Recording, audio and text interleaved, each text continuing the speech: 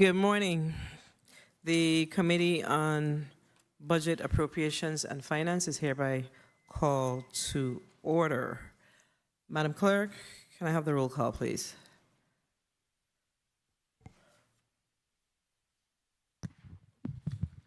Senator Marvin A. Blyden. Present. Senator Blyden, present. Senator Samuel Carrion. Senator Carrion, absent.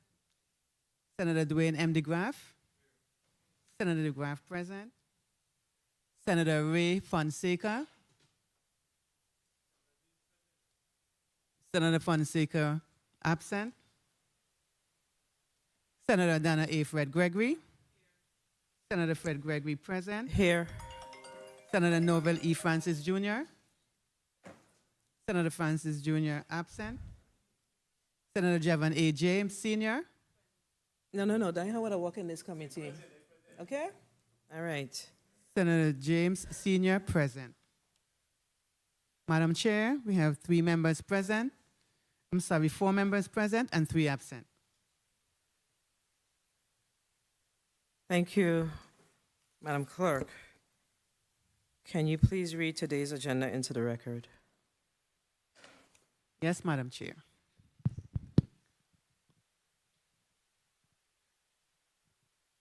The Committee on Budget, Appropriations, and Finance has scheduled a meeting for Tuesday, July 25th, 2023 at 9 a.m. in the Fritz E. Lowetz Conference Room, St. Croix, to receive testimony on the proposed fiscal year 2024 executive budget for the Government of the Virgin Islands of the United States. Block 1, VI Department of Human Services, invited testifier, Honorable Kimberly Kazi Gomez, Commissioner, VI Department of Human Services. Block 2, VI Office of the Territorial Public Defender, invited testifier, Julie Smith Tadman, Esquire, Interim Chief Public Defender, Office of the Public Defender. Block 3, VI Labor Management Committee and VI Public Employees Relations Board, invited testifier, Ms. Yaira Tutain, Executive Director, VI Labor Management Committee, Mrs. Perina Jacobs-Fellman, Chairperson, Virgin Islands Public Employees Relations Board. Madam Chair, this concludes the reading of today's agenda. Thank you, Madam Clerk, and good morning to the listening and viewing audience and those that are here with us in the St. Croix Committee Room, and good morning to the family of the Department of Human Services. Today, we have quite an extensive day. We have the Virgin Islands Department of Human Services, the Office of the Public Defender, the VA Labor Management Committee, and the Public Employees Relations Board. They will all provide testimony on the 2024 budget. This morning, I'm going to ask the testifiers to please put their names and titles on the record. And we're going to start with our able commissioner, Kimberly Kazi Gomez. You may proceed, and then your supporting team can put their name and title on the record as well. You may proceed, Commissioner. Good morning. Kimberly Kazi Gomez, Commissioner, Virgin Islands Department of Human Services. Good morning. Danelle Baptiste, Assistant Commissioner, VI Department of Human Services. Good morning. Michael Trotman, Deputy Commissioner, Human Resources, Labor Relations, and Human Resources and Labor Relations. Good morning, Lydia McGrath, Chief Financial Officer. Good morning, Carla Benjamin, Assistant Commissioner. Good morning, Sean Georges, Deputy Commissioner, Operations. You're going to have to either pull the mic to you or you're going to have to speak louder. Good morning, Sean Georges, Deputy Commissioner, Operations, St. Thomas, St. John District. Okay. Good morning, Miguel Tricoci, Deputy Commissioner, Operations, St. Croix. All right, thank you. Is that everyone from your team? All right, very well. Commissioner, you may proceed with your testimony. A pleasant good morning, Budget, Appropriations, and Finance Committee Chair, Senator Donna Frett Gregory. Vice Chair, Senator Novell E. Francis Jr. Committee members, Senator Marvin A. Blyden, Dwayne M. DeGraff, Giovanni James Sr., Ray Fonseca, and Samuel Carrion. Non-committee members present, my Department of Human Services team, and everyone listening and viewing today. I'm Kimberly Causey Gomez, and I have the privilege of serving our community as the Commissioner of the Virgin Islands Department of Human Services. We appreciate the opportunity to be here today to discuss the fiscal year 2024 budget and its potential impacts on the constituents we serve. I want to express my sincere appreciation to all of you for your active participation with the department as we set forth in a new fiscal year. Many of you have called or emailed to schedule a visit to one of our facilities where we serve our most vulnerable population. And as a result of your continued commitment to fund the department, which allows our DHS professionals to better provide social services that will enhance the quality of life for individuals and families with diverse needs in the Virgin Islands, and that's through empowering them through self-sufficiency. Together, we can and will make a difference. With me today are members from my senior leadership team: Carla Benjamin, Assistant Commissioner; Danelle Baptiste, Assistant Commissioner; Lydia McGrath, Chief Financial Officer; Michael Trotman, Deputy Commissioner, Human Resources and Labor Relations; Sean Georges, Deputy Commissioner, Operations, St. Thomas St. John District; Miguel Tricoci, Deputy Commissioner, Operations for St. Croix. We also have our DHS administrators and directors here present in the event that they need to be brought up for more specific information for our program and service areas. Thank you, Madam Chair, for extending the invitation to provide testimony on the proposed fiscal year 2024 general fund budget of the United States Virgin Islands Department of Human Services. I'm here to offer some insight into the valuable work carried out by our professional team and who are dedicated to serving. Our scope and overview.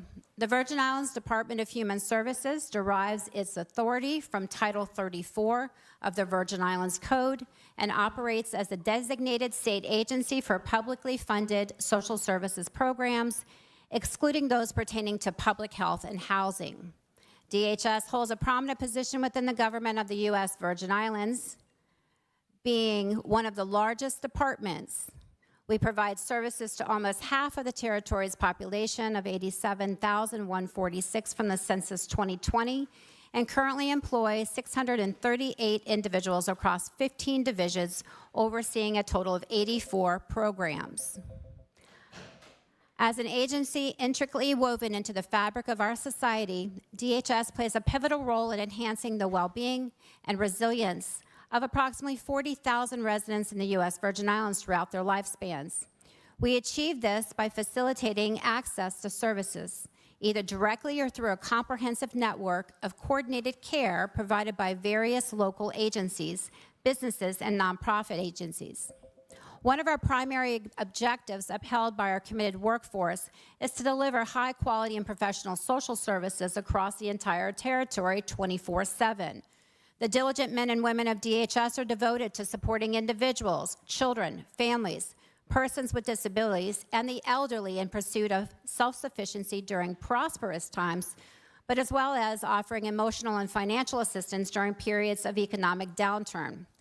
Poverty thresholds and poverty guidelines are dollar amounts set by the U.S. government to indicate the least amount of income a person or family needs to meet their basic needs. DHS, in recent discussions with the federal government on how to best change this, is to the benefit of the U.S. Virgin Islands. The social consequences of poverty include family issues, impacts on social and cultural lives, and sometimes a higher rate of crime. Being poor means more than just not having enough money. It may mean cut off from resources that may help one escape poverty. DHS is a crucial link to those resources, both within our department and referrals to other agencies to assist individuals and families. Today, we will justify our 2024 budget request in support of our continued goal of providing these essential services that continue to foster growth and strengthen the social fabric of our Virgin Islands community. so that our vulnerable individuals and families across the territory receive their support that they need to overcome the challenges and thrive. In addition to fulfilling local and federal obligations, DHS also carries significant responsibilities in disaster management as the leading agency of Emergency Support Function 6. ESF 6 is organized into 4 primary areas: mass care, emergency assistance, housing, and human services. The fiscal year 2024 recommended funding level for the Virgin Islands Department of Human Services amounts to $257,824,393. The sum encompasses various funding sources, each contributing to the overall financial framework, and as follows. The general fund is $72,331,610, and this includes $575,000 of miscellaneous funds. This constitutes 28% of the total funds. Federal funds, we have $182,844,930. This makes up 71% of the total funds. The non-appropriated special funds are $2,647,853, and this comprises of 1%. The Office of Management and Budget sets a ceiling for the department, and we utilize that to ensure our 6 prime categories are within that budget. The general fund appropriation covers the following 6 prime categories: personnel, fringe, supplies, other services, utilities, and capital outlays.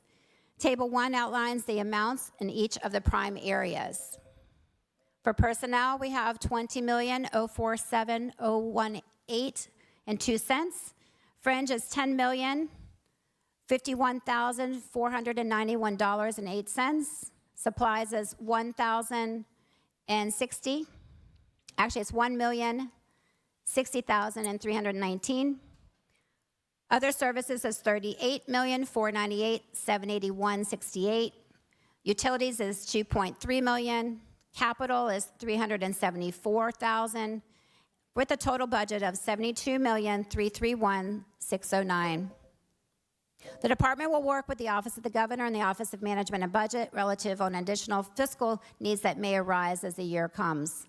Additionally, the miscellaneous portion of the budget includes specific allocations for our centenarians amounting to $75,000 and $500,000 in energy crisis funds. Below, on Table 3, the operational budget is listed by activity name and center. Our personnel costs are recommended at $20,047,018. That represents 27.72% of our budget. Our fringe benefits, the recommended cost is $10,051,491, or 13.9% of the total budget. Human resources data. The Virgin Islands Department of Human Services is in line with our other territories and our nation's workforce shortages in critical areas. Throughout the year, the Office of Human Resources and Labor Relations has been recruiting through various means. Advertisements continue through government websites, social media, LinkedIn, email blasts to licensed professionals through the Licensing and Department of Licensing Consumer Affairs. DHS is also actively involved in job fairs virtually, locally, and we've also been to Florida for nurses specifically. We continue to experience challenges in our ability to recruit and retain talent, which includes a lack of qualified workforce in certain critical areas, the high cost of the living in the territory, affordable housing, and lacking of incentives. With our personnel services obligation, we allocate federal and local funds to support the salaries of a dedicated workforce consisting of 638 diligent professionals. There are 361 professionals on the island of St. Croix, 272 on St. Thomas, and 5 on St. John. Currently, of the 638 employees, there are 290 are 100% of the Virgin Islands local funds. 223 are 100% federally funded employees. Included in that is 43 CSEP, or Senior Community Senior Employment Program, and 82 are in the GVI federal match requirement. DHS began fiscal year 2023 with a new vacancy count of 197 positions, And as of June 30th, 2023, progress has been made in reducing the number of vacancies, resulting in a current total of 148 remaining vacant positions within the department.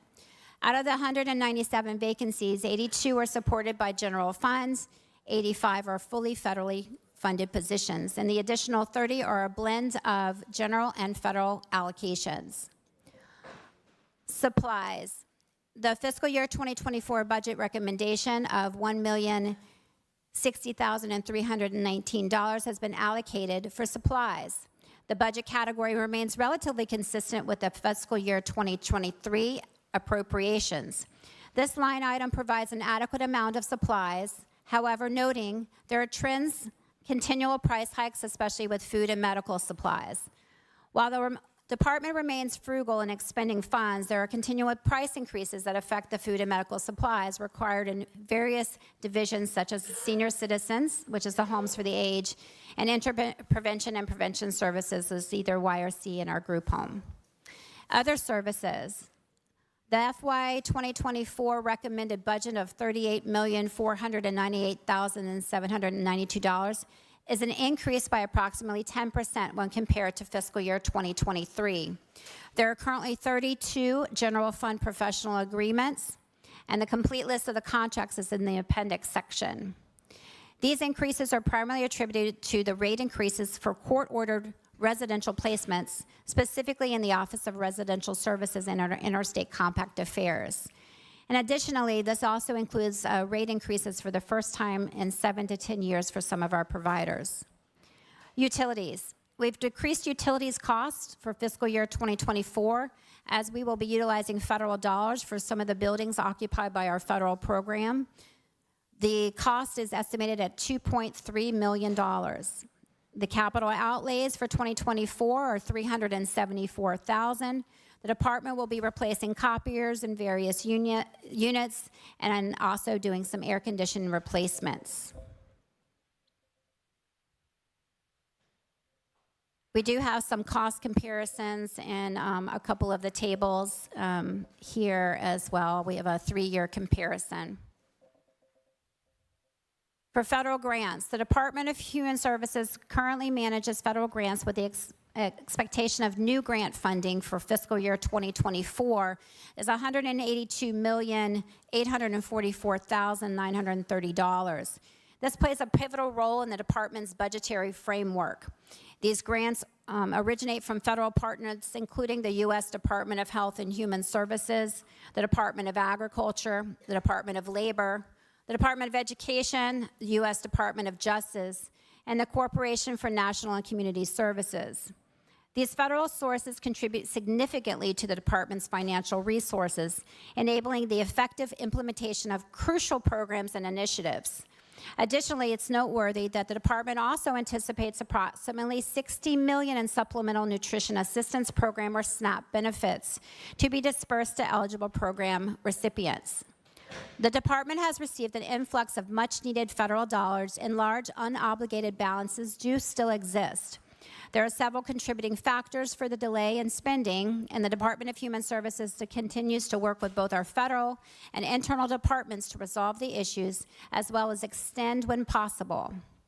Initiatives have been implemented in our Office of Fiscal Affairs to closely monitor and track federal and local spending. Trackers will be implemented for all programs which outline budget plans and obligation dates. This will provide accountability internally. We have a federal grants listing and a table here for fiscal year 24.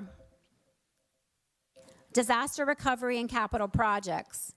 DHS has diligently collaborated with the Office of Disaster Recovery locally to seek and maximize its funding through the FEMA Public Assistance and Hazard Mitigation Grant programs to enhance our disaster recovery efforts.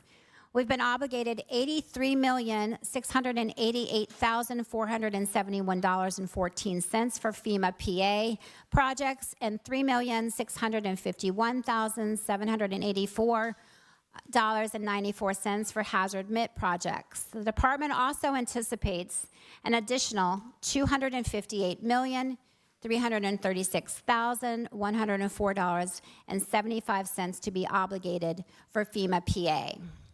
As discussed in previous committee hearings, many of our facilities are very outdated and have been through several major storms which have impacted on the infrastructure of the buildings. The continued cost of maintenance and repairs has taken its toll and is no longer a cost-effective approach. We're pleased that through a concerted effort and a series of appeals of original FEMA projects, we now have major full prudent replacements approvals pending for our DHS St. Thomas Newt Hansen complex at an approximate cost of $128 million, Herbert Grigg Home for the Aged in the approximate amount of $129 million, and the Queen Louise Home for the Aged full prudent replacement cost is $66,782,944.53, as well as a much-needed permanent repairs to our Cruise Bay St. John Multi-Purpose Center in the amount of $2,325,153.61. Our Office of Head Start, or Head Start program, secured $41,154,092 in federal disaster recovery grants, separate and apart from FEMA, from the Federal Office of Head Start, and is proceeding with 6 major construction projects across the territory. The vendors have already been selected, and groundbreaking ceremonies and demolition is forthcoming. Continuum of care challenges within the community. The public health emergency unwind. With the end of the COVID-19 public health emergency, or PHE, on May 11, 2023, the department has had to once again pivot in its operations and unwind the benefits and flexibilities that have been offered over the last 3 years, especially within the eligibility programs. Unwinding refers to the resumption of regular eligibility and enrollment operations. Divisions such as Medicaid and the Division of Family Assistance, or DFA, which operates the Supplemental Nutrition Assistance Program, or SNAP, have developed plans to adjust to the PHE unwind, which includes utilizing and extending waivers to avoid abrupt disruptions to the process. Challenges that the department continues to work through include recertification processes that have been on hold throughout the pandemic, identifying alternatives for clients who will no longer be eligible for benefits, and adjusting to the reduced federal match assistance percentage, or the FMAP, rates for Medicaid claims, among other process-oriented considerations. Additionally, the department has already seen a decrease in the support services and supplemental funding that's been received during the pandemic. In December 2023, the Consolidated Appropriations Act 2023, or Public Law 117-328, made permanent the 83% FMAP for the United States Virgin Islands. In March 2020, as part of the COVID-19 relief enacted in the Family First Coronavirus Response Act, or FFRCA, Congress provided increased Medicaid funding to states and territories through increased FMAP rates. Increased FMAP rates, in turn, reduced the local fund match requirement, and in this case, by 6.2% in the response to the public health emergency. To receive the increased FMAP, FFCRA requires that any individuals who were enrolled in Medicaid at the start of the public health emergency or became enrolled in Medicaid during the emergency period remain eligible for Medicaid through the last day of the month in which the COVID-19 public health emergency ends, unless the individual requests a voluntary termination of eligibility or the individual ceases to be a resident of the state or the territory. At the end of the PHE, which occurred on May 11, 2023, states and territories must initiate all renewals, post-enrollment verifications, and redeterminations for all individuals enrolled with a continuous enrollment expires. To facilitate this, the department has sent renewal notice and requests for information to enrollees through the mail and via text and email messages. As a result of the unwind, many Medicaid members could lose coverage and become uninsured or experience gaps in coverage. To mitigate some of the impact, the division is working with the Government Employees Service Commission, or GESC, for the Health Insurance Board to understand and coordinate the transition of eligible individuals impacted. Like Medicaid, the SNAP program is also unwinding from various waivers and flexibilities and additional benefits afforded during the public health emergency. One challenge experienced by both programs includes enrollees not receiving or paying due attention to the provided communication regarding the requirement to recertify and the timeline to do so. And another challenge includes the significant increase in workload during the unwinding period process, and that has been difficult to keep up with regarding conducting renewals for these large caseloads in a timely fashion.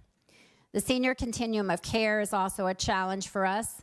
Long-term care for seniors requiring assistance with daily living activities continues to be the challenge. Given the capacity and resources available to the department, we are limited in the support we can provide, specifically the number of beds currently available within the homes for the aged.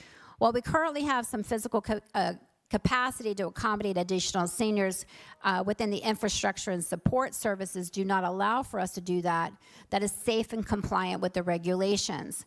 With the increase in resident census, additional funding would be needed to support the nursing and support services and the staff ratio to patient or resident, as well as additional supplies.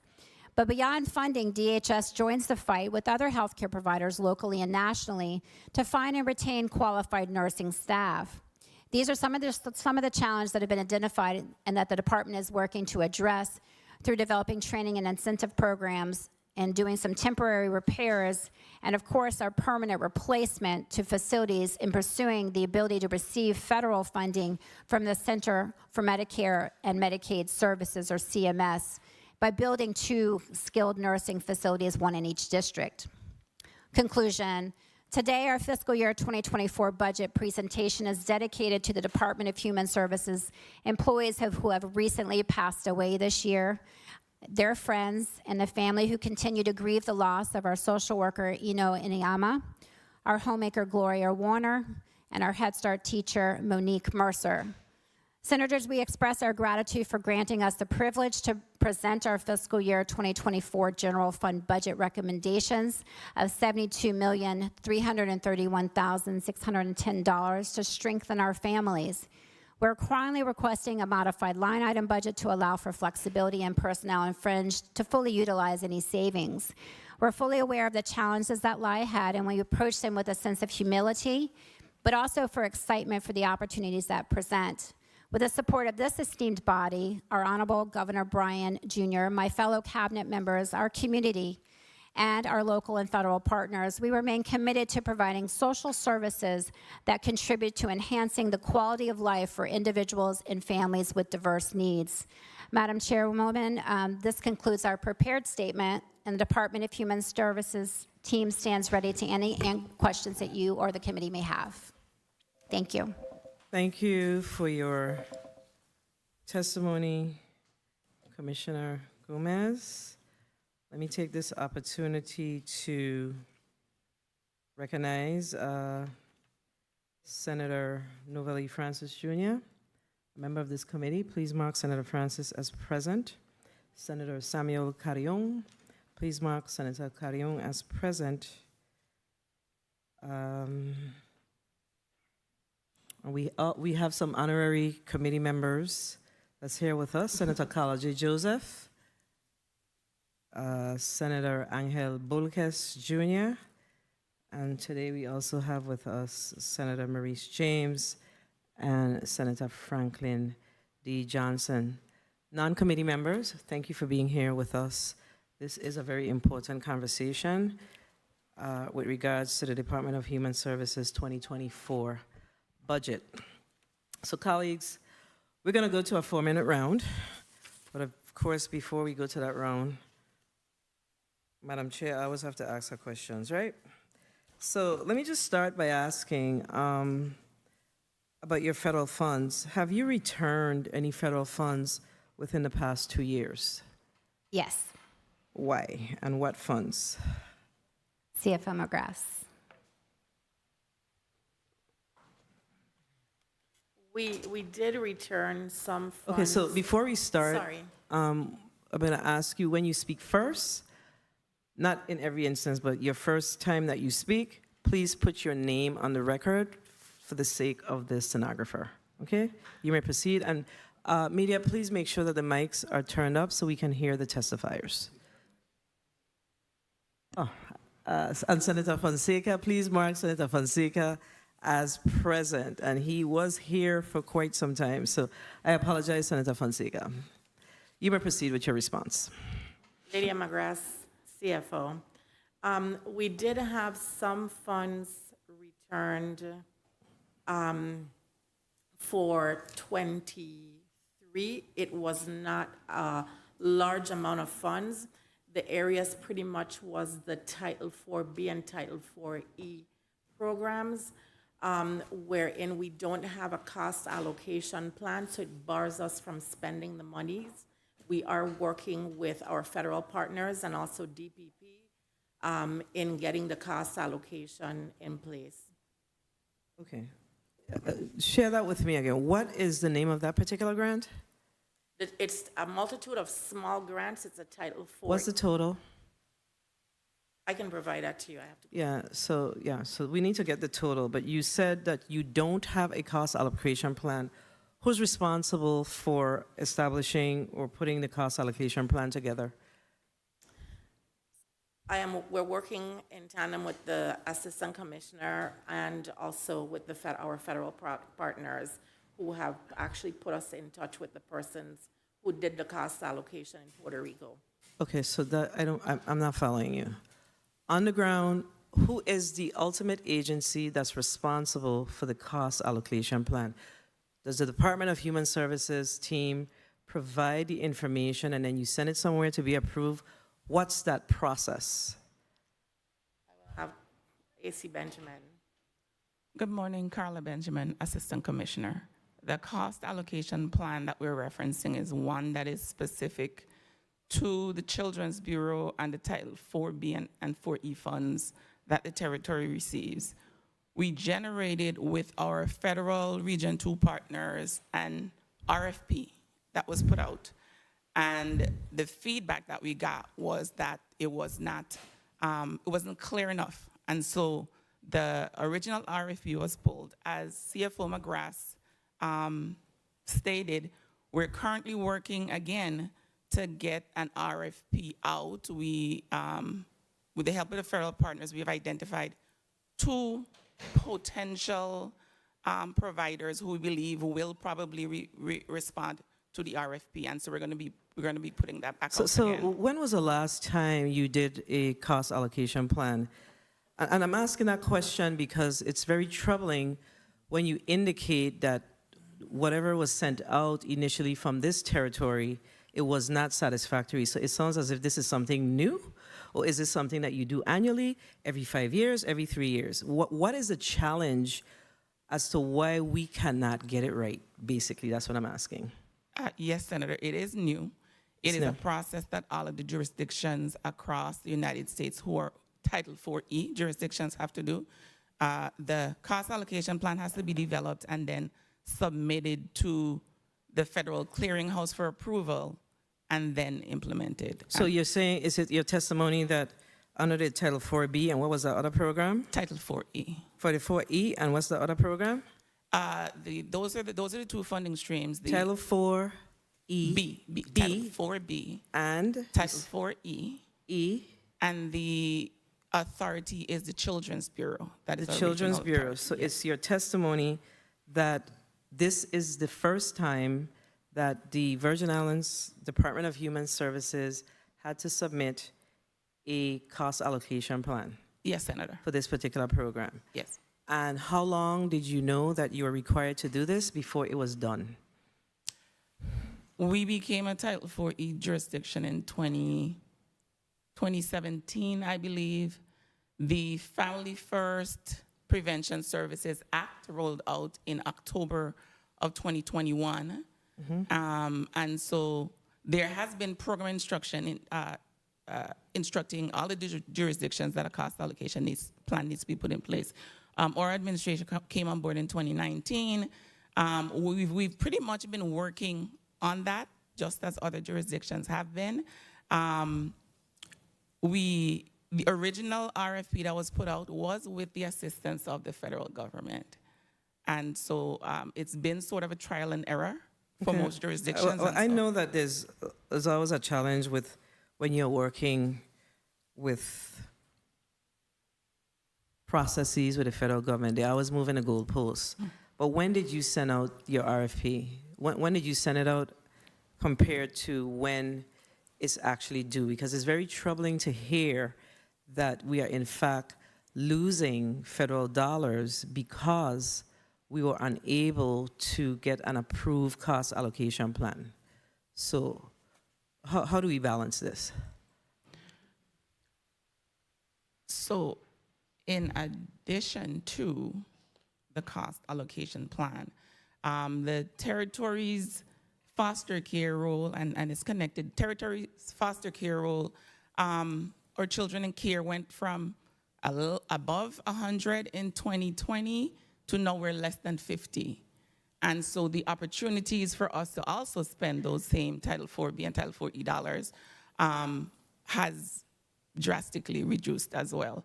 The first allocation, the first RFP that went out in 2020, 2021, I believe, late 2021. And so we thought that we had identified a possible, maybe non-competitive selection in Puerto Rico with the vendor that did Puerto Rico, since Puerto Rico is a territory and we have some of the same challenges with regard to just geographical stuff. But then we're not able to do that as a sole selection. So we're back to putting out an RFP again. So the final question on this for me, when do you intend to get that done? The final resubmission of your RFP? And do you have timelines around the whole process? Hopefully we can get that out before the end of this fiscal year. Our federal funds are 2-year grants, so the sooner we get it out, the sooner we'll be able So to. who is the person that's primarily focused on making sure that we get it out before the end of the fiscal year? And it's not a hope, but it's we're going to get it done. That would be myself. Okay, so is it that you are going to get it out by the end of the fiscal year? Yes, Senator. Commissioner Gomez? I confirm that. We'll work together to ensure it because it's in the best interest of our children and families. So we'll make sure that the RFP goes out, and then the two vendors that we currently have identified, we'll make sure that they're notified. So when the RFP comes out, we'll have a positive response. All right, so I still need to get what is the dollar amount that, the aggregate amount of grants that were impacted, or federal dollars that were impacted as a result of the lack of a cost allocation plan. Okay,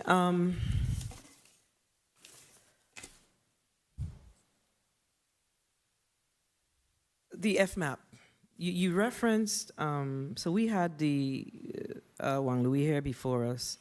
And of course, our hospitals are still challenged with uncompensated care.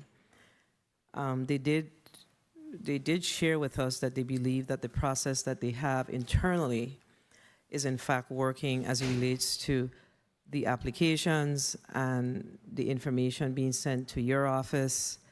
They were not able to share with us, though, how fast or how timely they're getting back the certifications of an individual, whether or not they qualify or they don't qualify. But my question is more so around, I know what we've had discussions about the poverty levels here in the territory.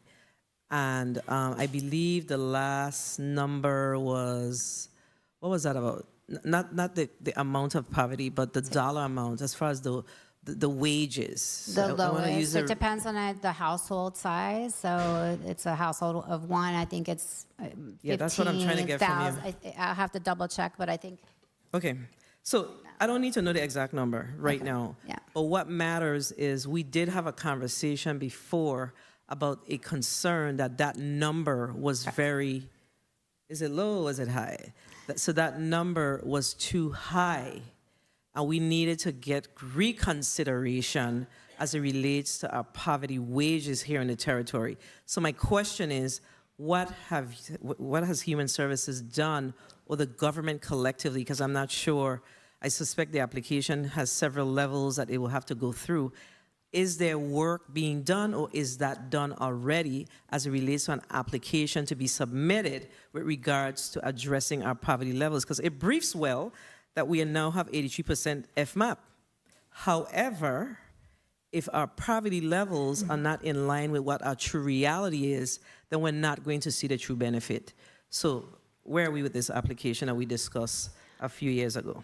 Thanks for the question. We actually had a recent site visit from Alonzo Nicholas, who our Region 2 person, as well as with the governor, and we had that comprehensive discussion. They're actually going to be boots on the ground in August. So we're having continuous conversations, but each individual eligibility program like SNAP would have to apply individually. So it's not just one concerted effort necessarily for the Virgin Islands per se, but like you'd have to do a state plan amendment for Medicaid. You'd have to do one specific for SNAP. So we're trying to get a good consensus of what that would look like for us, and then be able to do the applications individually for each one of them. Child care would also be included. Head Start would potentially be a benefit. WIC, potentially under Department of Health, may be impacted as well.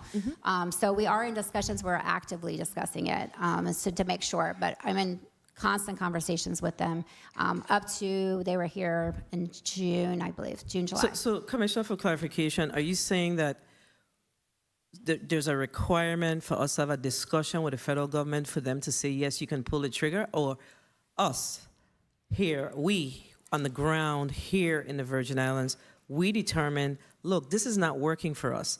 This does not show, or this does not provide a true picture of what our true poverty levels are here in the Virgin Islands. So hence, we will move forward and begin to move forward with this application.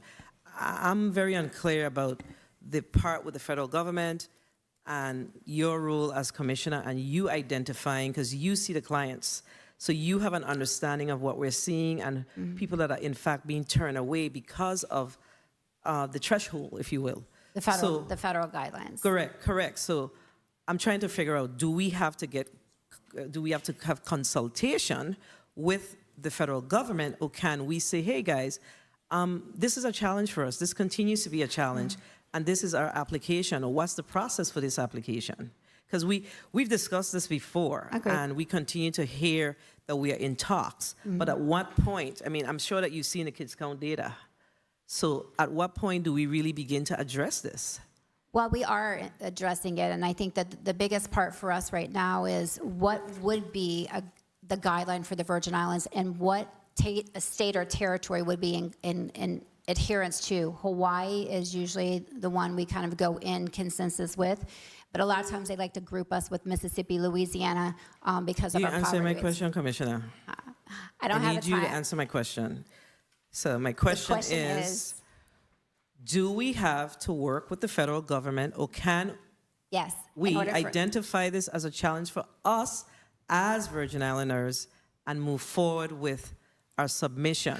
That's the question. So if it's no, then it's no. If it's that we have to look at other states or other comparable states or territories in order for us to move forward, then I understand that. So that's what I'm trying to get from you. In order for, we do have to work with the federal government to get approval. And that would be for each eligibility program. So for a good consensus internally, I need to make a good consensus of what that looks like, so then I can roll it out for each of the eligibility programs. So yes, roll it out as far as the application, or as far as... You still have to get approval from the federal government for the poverty guidelines, because they are the ones that set that. So we're going to ask what that would be, what that threshold would be. Can we change it, and what that would look like for each? So it has to be through each of the federal guidelines. It might... Okay, so I don't have an offline conversation. I basically ask you, can you submit an application, yes or no? Yes, or we can. Applications. It would be applications. So what's preventing us from doing that? Just making sure that we have the most recommended guidelines in place of what that would look like. What specifically and how am I do we asking? make sure of that? So when do we actually pull the trigger? That's the question. Okay, I get. Let's have the offline conversations that I'll pull you in with our feds. Yeah, we can't keep having the same discussion about the same thing, and we're not getting any movement. That's basically what I'm asking. Okay. All right, colleagues. Let me recognize the presence of Senator Diane Capehart, non-committee member. Thank you for being here. Senator Capehart I also realize, Commissioner, that I'm seeing 4 members of your team sitting in the St. Thomas chambers. So I need to ask them as well to please put their name and titles on the record. Madam Chair, they're not part of senior leadership, and we would only bring their administrators and directors, just like the ones we Once have they're here. sitting in the well, they have to put their Batman. name and title on the record. So we need for them to do that, please. We don't put them there. Media, can you please turn on the mic of the testifiers in St. Thomas to allow them to put their name and title on the record? And we will start with from my far, okay. Proceed. Good morning. Kimberly Washington, Division of Disabilities and Rehabilitation Services, Acting Administrator. Good morning, Evie Monique James. I'm the Administrator of the Office of Residential and Interstate Compact Affairs. Good morning. I'm Tishma Tucker-Lands, the Administrator for Office of Child Care and Regulatory Services. Good morning, Masika Lewis, Administrator for the Office of Head Start. Okay, so I missed 2 names. The second lady, that's the third person that spoke, I missed your full name. Could you speak a little slower? Good morning. My name is Tishma Tucker-Lands, the Office of Child Care and Regulatory Services, the All right. Administrator. And the last person to speak. Masika Lewis, Administrator for the Office of Head Start. Okay, Head Start. All right, colleagues, we're going to go to a 4-minute round, and we're going to start with Senator Angel Bulkes Jr. Senator Bulkes, you may proceed. Thank you, Madam Chair. Madam Chair, colleagues, good morning. Good morning to Central staff. Good morning to the listening and viewing audience. Good morning to the leadership team of the Department of Human Services. And good morning, Commissioner. How are you doing today? Good morning. I'm well, thank you. Okay, very well. Let me ask you, in your testimony, you provided information on the Office of Fiscal Affairs. Can you provide details on the initiatives that have been implemented by the Office of Fiscal Affairs to monitor and track federal and local spending? Are these initiatives enhancing your accountability and fiscal transparency? Most definitely, but I'll have my Chief Financial Officer, Lydia McGrath, speak on that behalf. Good morning, Lydia McGrath, Chief Financial Officer. When I onboarded less than a year ago, August 1st is going to make a year, I was down to 1 accountant, a Director of Financial Services, office assistant. We had practically no staff for 84 programs. What we did is we started to onboard persons, breaking up the accounting position where we have analysts and we have accounts payables processing. So the analysts, which it's a team of 4 right now that's newly onboarded, we're working with the administrators, we're working with the information in ERP so we can actually build out dashboards for each of the administrators to be able to go in pretty much If I live may- data. If I may interject for 1 quick second, because I asked the question because based on the fact that we have seen our federal grants go back, I'm assuming that the Office of Fiscal Affairs is predominantly responsible for assuring that those funds are utilized properly. Am I correct or incorrect? Correct. We're working with the administrators to ensure that if there are any, as the grant year end approaches, if we can look at other areas where we can shift funds and spend those funds in accordance with the federal regulations. Very well. Based on what I've been able to collect, it seems as if we need to buff up that office or even put other parameters in place to assure that we utilize these funds, because we don't want any red penny going back to the federal government. It has to be utilized. And concerning your budget trackers for your programs, have there been any overruns or underutilization of funds? Currently, the area where we have issues is the child care grants, and I will leave AC Benjamin speak a little to that. Thank you. Quickly, because my time is running, please. 1 minute. Assistant Commissioner Carla Benjamin. The childcare program's level of funding increased, as I understand it, in 2018. With the advent of COVID, there was a deluge of money, as well as the introduction of an additional formula grant that we're receiving. So and in addition to that, as a result of COVID, we lost a number of childcare 30 providers. seconds. And we're required to spend 70% of all of the money that we receive on subsidies. So our ability to spend is directly related to the number of And what happens to those funds now, being that they have been underutilized? What is the plan? What is your strategy in trying to utilize them in the time available? We have submitted requests for waivers for some of the funding so that we can continue to spend. Time. Madam Chair, may I please have one quick wrap up? You may proceed, Senator. Thank you very much, Madam Chair. I have a question about the St. John facility. How has the cost of maintaining and repairing the St. John facility evolved over time? Is there data or any long-term information concerning the cost effectiveness of repairing it versus a full prudent replacement for the multipurpose center? Thank you for the question, Senator. We actually didn't get a full prudent replacement, so we got more than we originally anticipated. I think it was less than 200,000 when we appealed it, and now it's over 2 million plus some change for the St. John Multipurpose Center. It is the best we could do at this time. Unfortunately, we didn't get a full prudent replacement when we requested it. Okay, thank you, Commissioner, and thank you, Madam Chair, for your leniency. Thank you, Senator Bolkes. Senator Blyden, you're recognized for your 4 minutes. Thank you so much, Madam Chair. Good morning to my colleagues, listening and viewing audiences, staff, central staff. Good morning, Commissioner Gomez and your management team there with you, and thank you so much for your testimony. I am also very concerned when it comes to our federal and local grants and the execution of those grants. On page 27 to 29 of the post-audit report, you have a listing of over 50-some plus grants, federal grants, 64 to be exact. And many of them are about to expire. Many. And they're all important. That's why we get them, because we need those grants.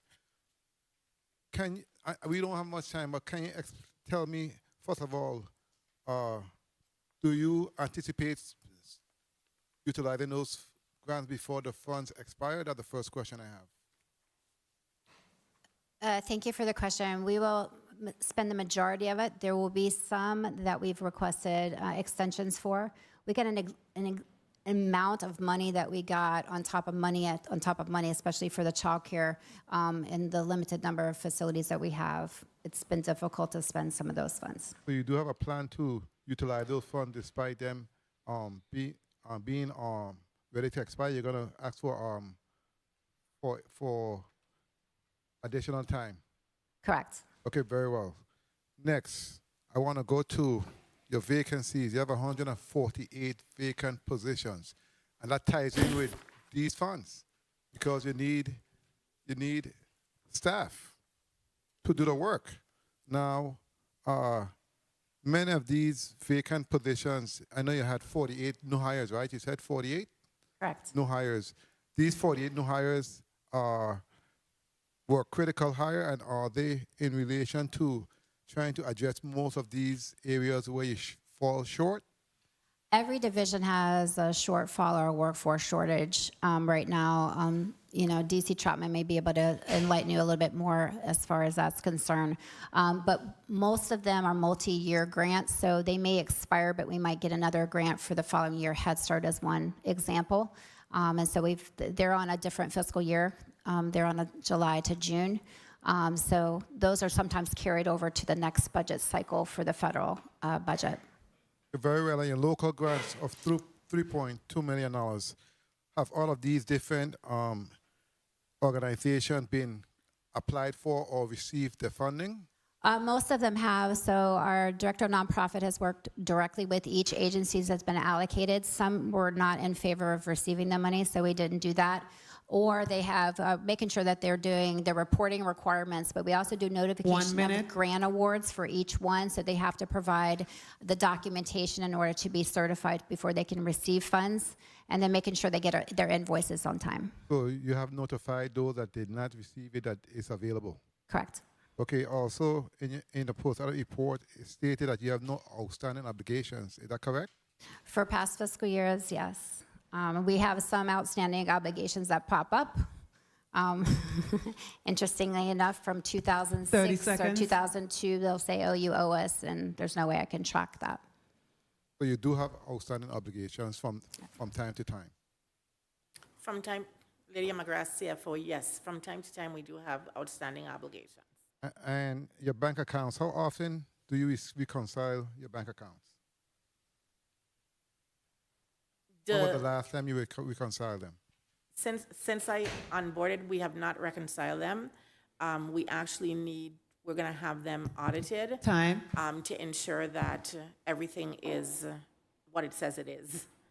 So what's the plan? What's the time frame you plan to reconcile? Because I don't understand that.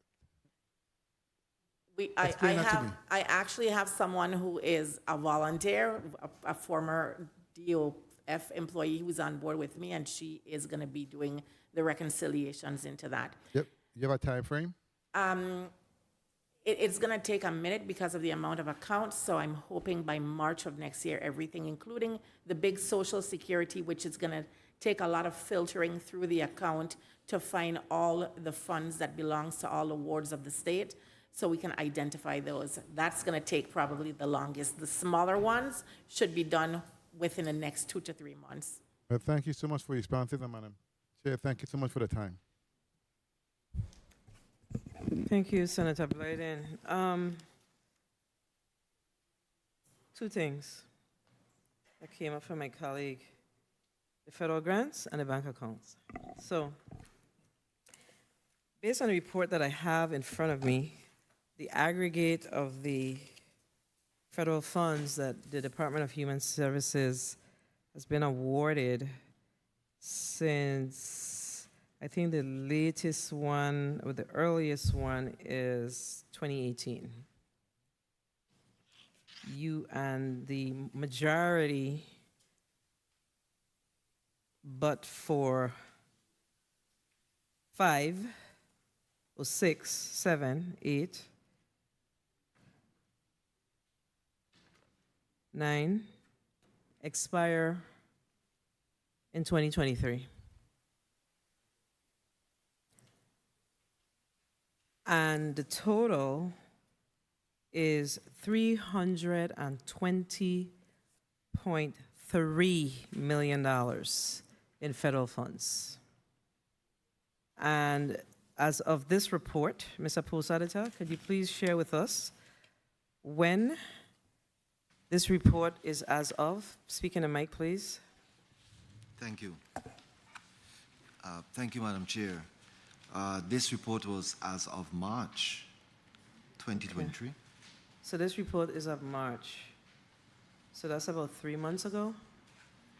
In March, the expenditures represented of the 3.3 million, 110 million was expended. So that's actually less than half. And I'm noting that the balances in the grants individually is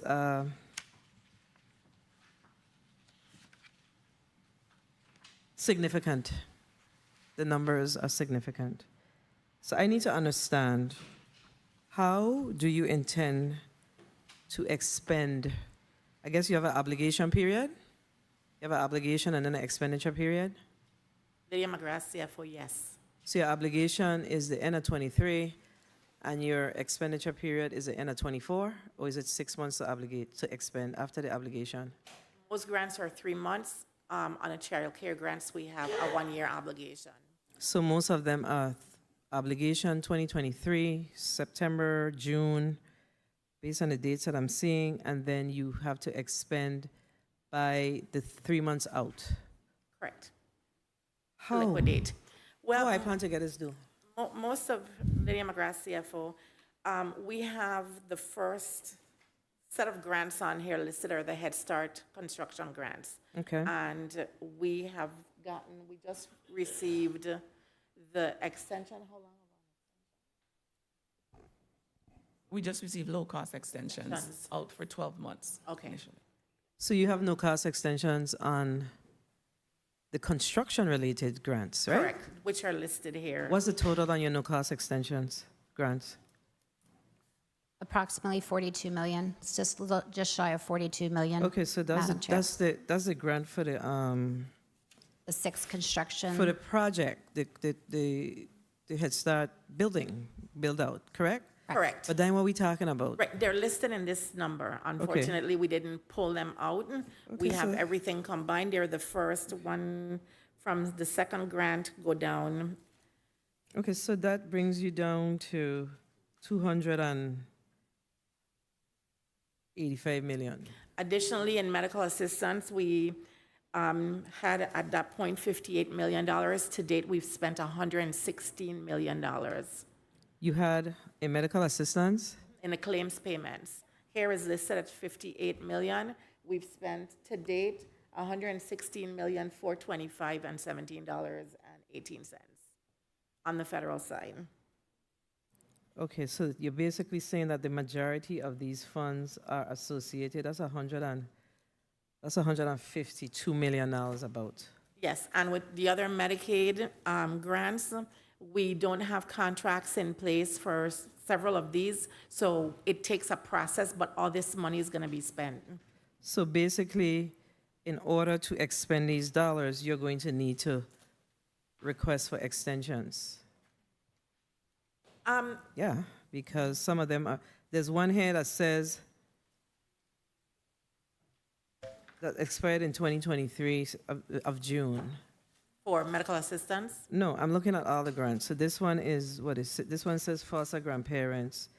This say retired and volunteer program, etc.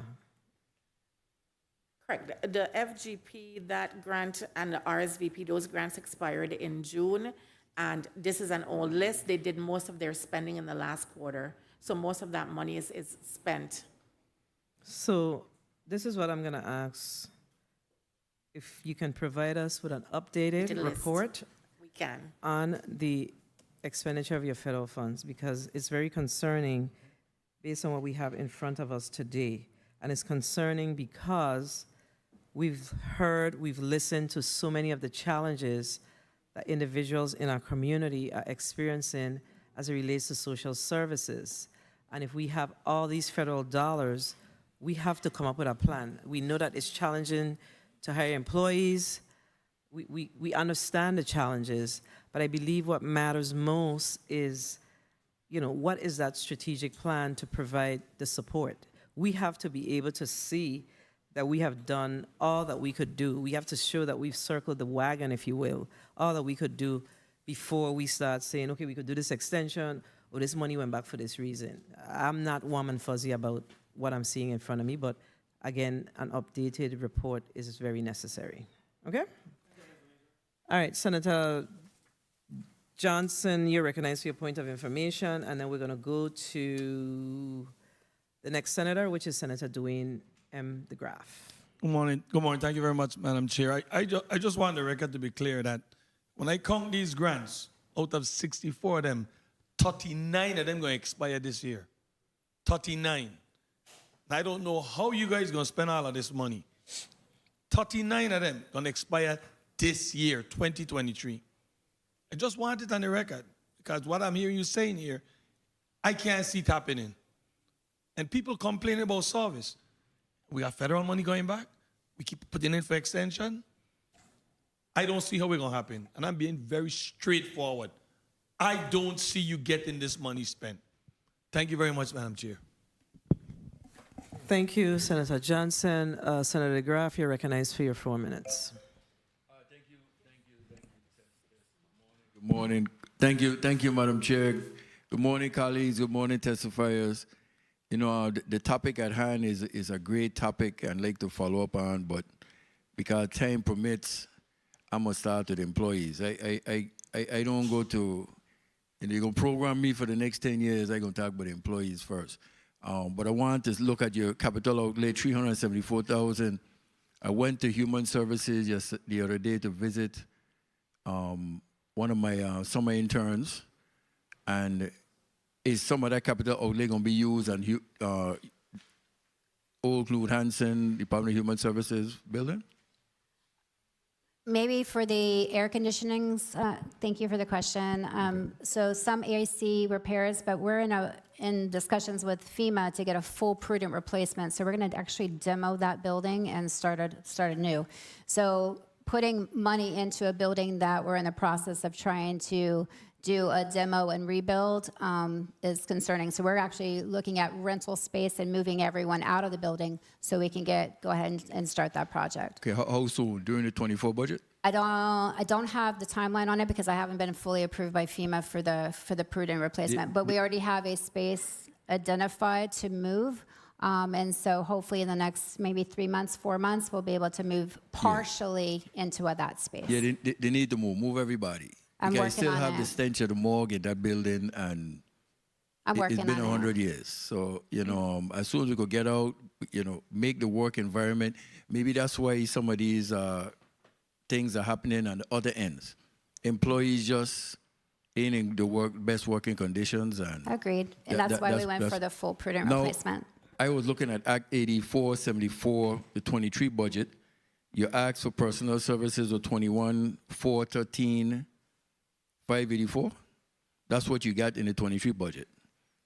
Now the personnel services for your 24 budget have gone down to 20,047,018. You lost employees, or were there wage increases, or instead of everybody received them? What's the difference with the monies? So what we're doing is we're actually moving some of our locally funded positions onto our federal budgets to kind of alleviate some of that pressure from the GVI. Social Services Block Grant, Head Start are 2 examples of what we'll be doing that with. Okay, so how do you address wage increases when you do that? So we've actually done the negotiated wage increases, or in the process for SIU and USW Masters, and we're in the process of doing that, and that's reflected in our 24 budget. Okay, so in the 22 budget, wage increases were given, 700,000. And additionally for 23. How many unions was that? I believe it was 1 minute. DC Trotman. Go ahead. Michael Trotman, Deputy Commissioner, HR Labor Relations. That encompassed 2 unions, sir. 2 unions. Was everybody brought up to what is supposed to be any retro owed? We still have some employees that are outstanding, but they are federal employees. So we're working through that revision with the Office of Management and Budget. So those employees should be brought current within the next 30 days.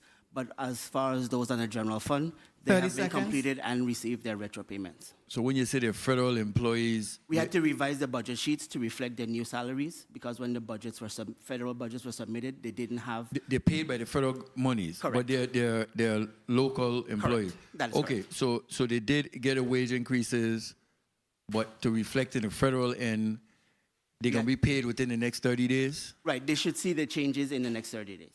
And would they receive retro? Yes, sir. Okay, the next 30 days I'll check on that. Time. So, like I said, just in closing, you know, all of us have our fortes in what we do. Everything is as important. But for me, not more important than employees and where they're working out of. And then we address all the other issues. So thank you for what Human Services does. And I need to know, do you need any increase for the centenarians? So you could do that in Madam Chair's time. Thank you. Okay. Thank you for the questions about centenarians. We have $75,000, I believe, set aside, and that kind of coincides with what our needs are or anticipated for those for those that are coming to be 100 years old. Thank you for your responses. I'm here trying to figure out, and let me just ask your fiscal lead here, Ms. McGrath. Your personal services, what is the amount that you have listed or noted as the amount that was appropriated by the legislature for FY 2023 for your personal services?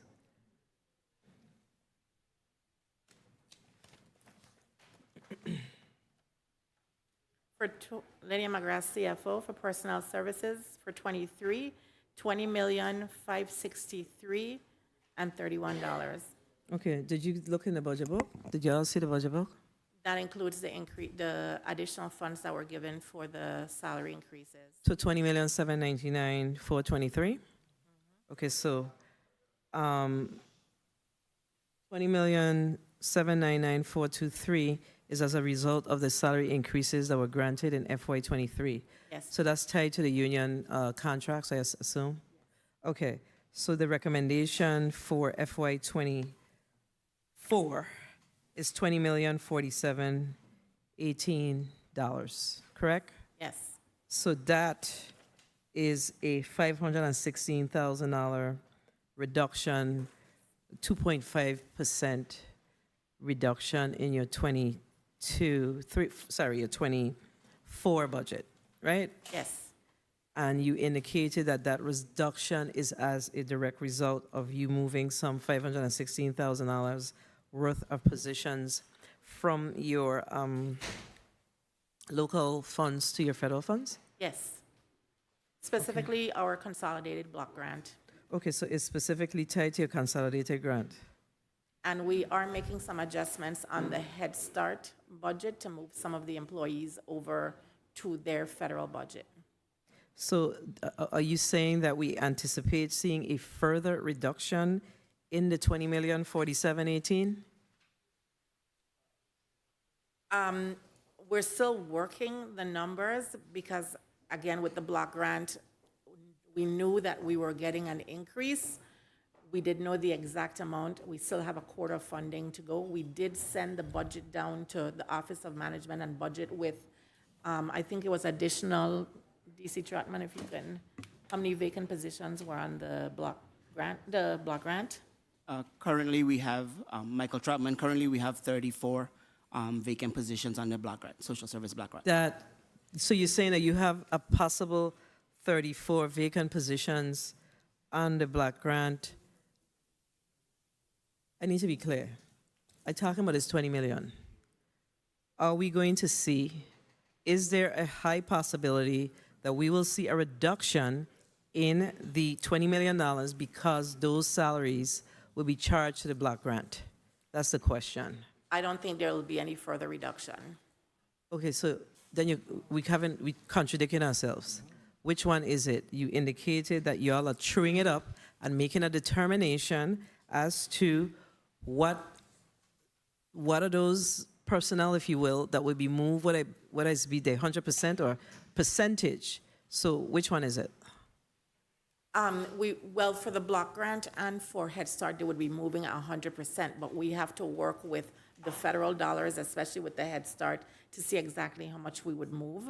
Move from where? From general fund to the Right. federal, yes. Yes. Sorry, So, yes. correct. So as we work this 2023 budget, 2024 budget, we need to see what that amount is because we are looking for resources to accommodate true needs.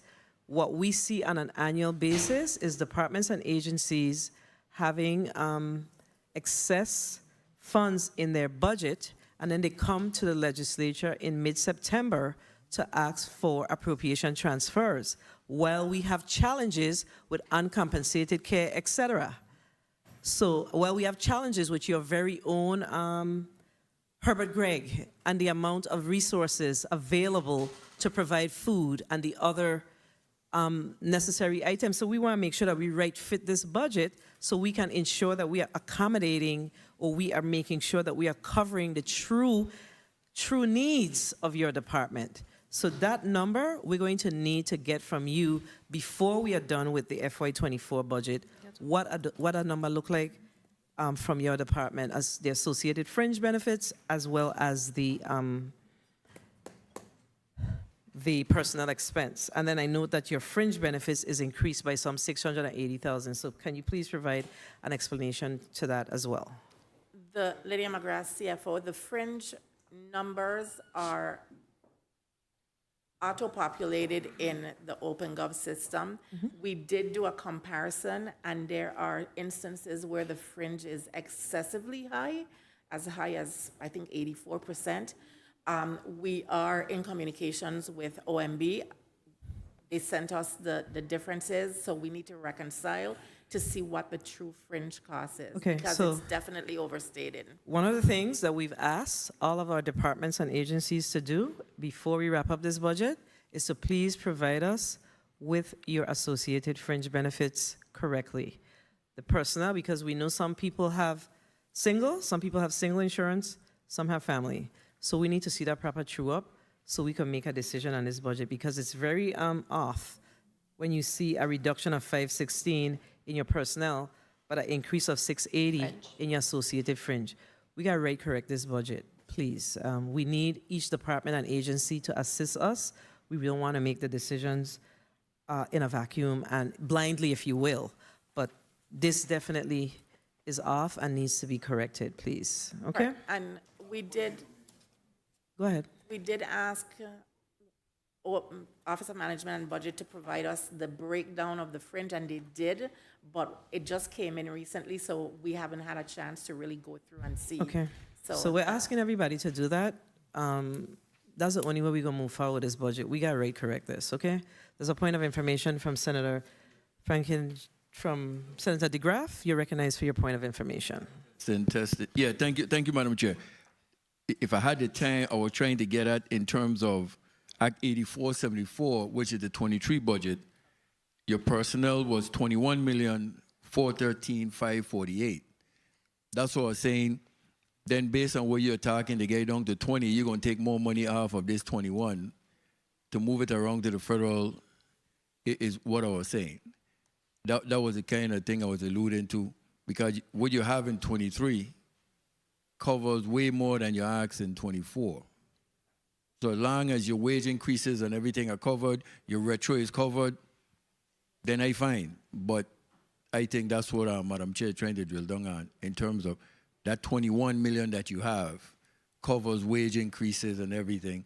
So once you cover that, if you start shifting around, okay? So thank you for the time, Madam Chair. Let me recognize the presence of Senator Kenneth L. Gittins, non-committee member. Thank you for being here. It seems like we have a full house today. Thank you, colleagues, for being here. This is a very important department, so thank you for being here. Senator Javon James.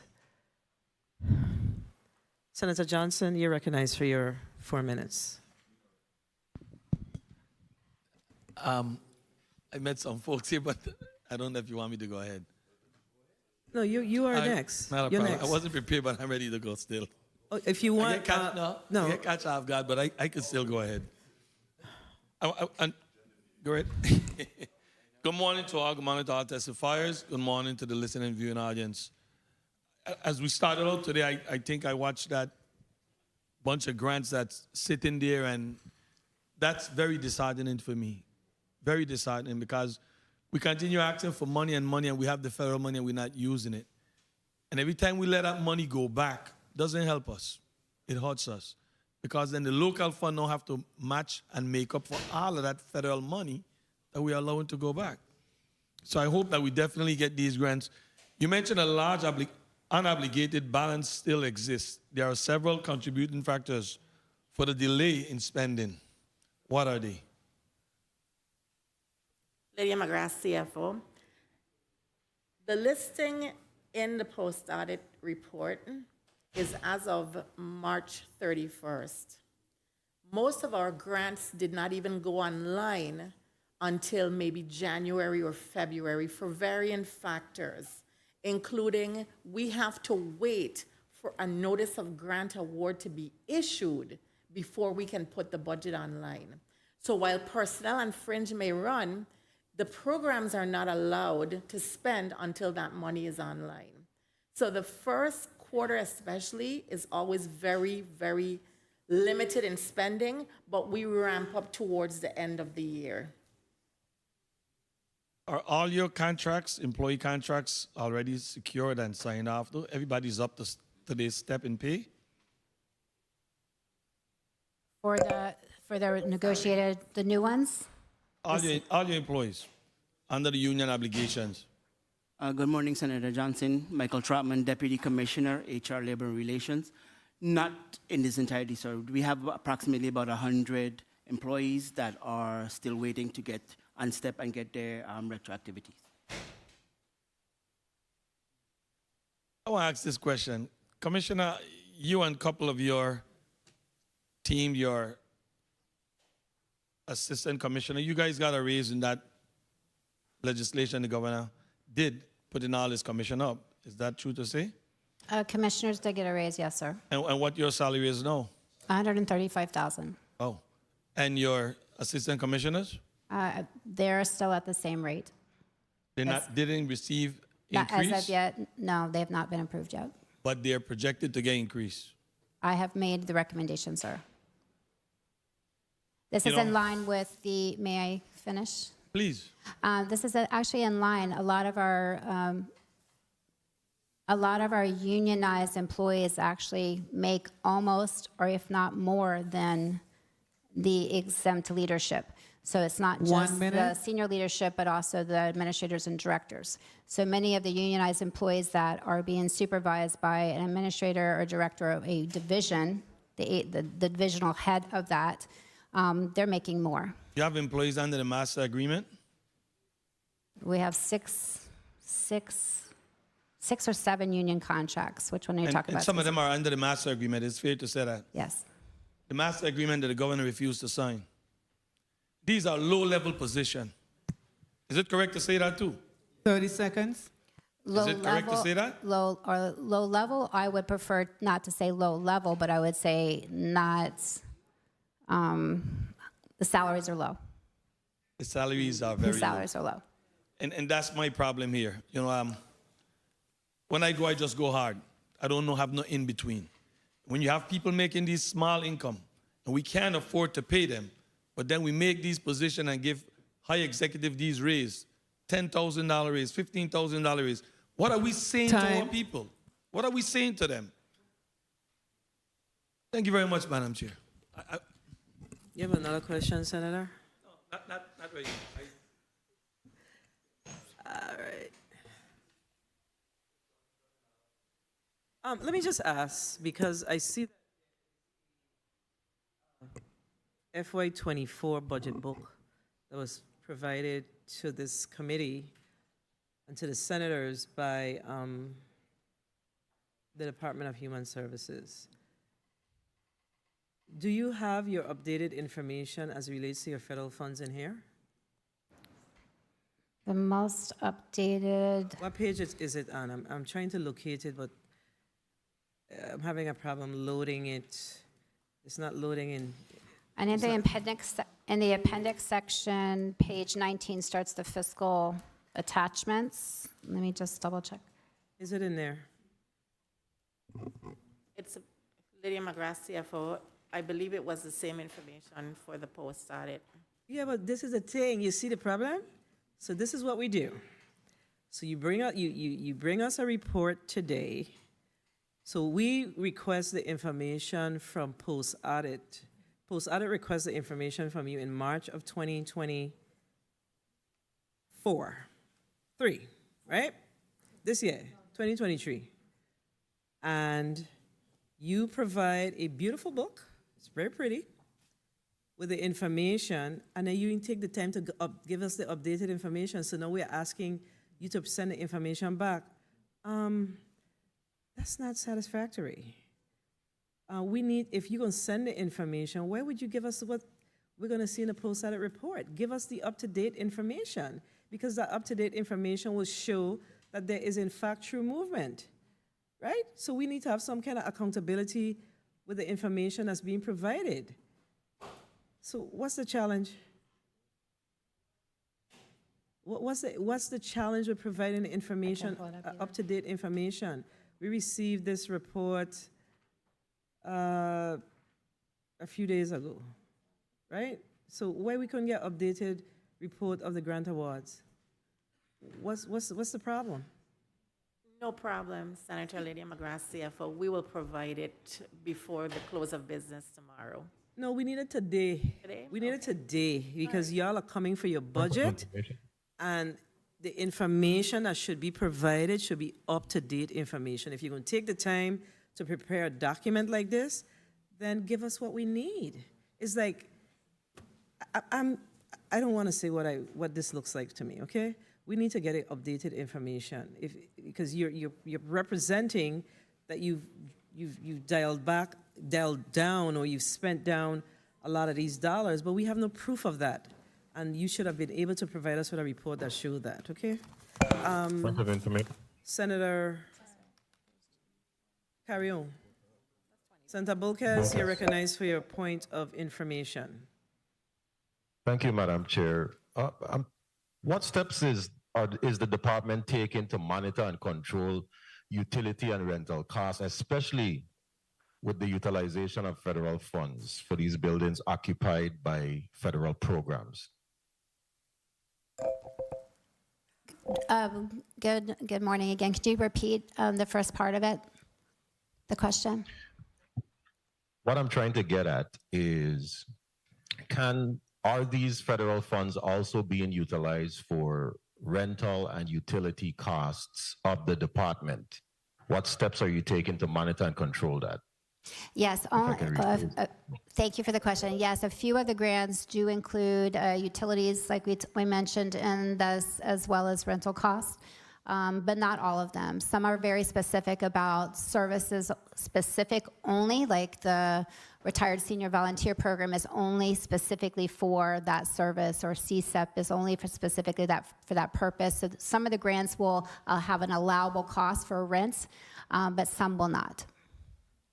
In those specific cases, are we lapsing in that area as well with those federal monies?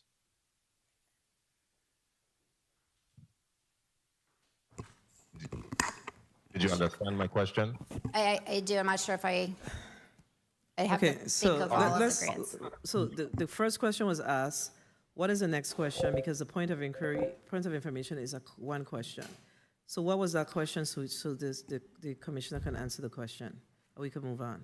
Thank you for your leniency, Madam Chair. What I'm trying to understand is, are we also lapsing with those federal monies when it comes to the utility costs and the rental costs of the buildings that house these federal programs?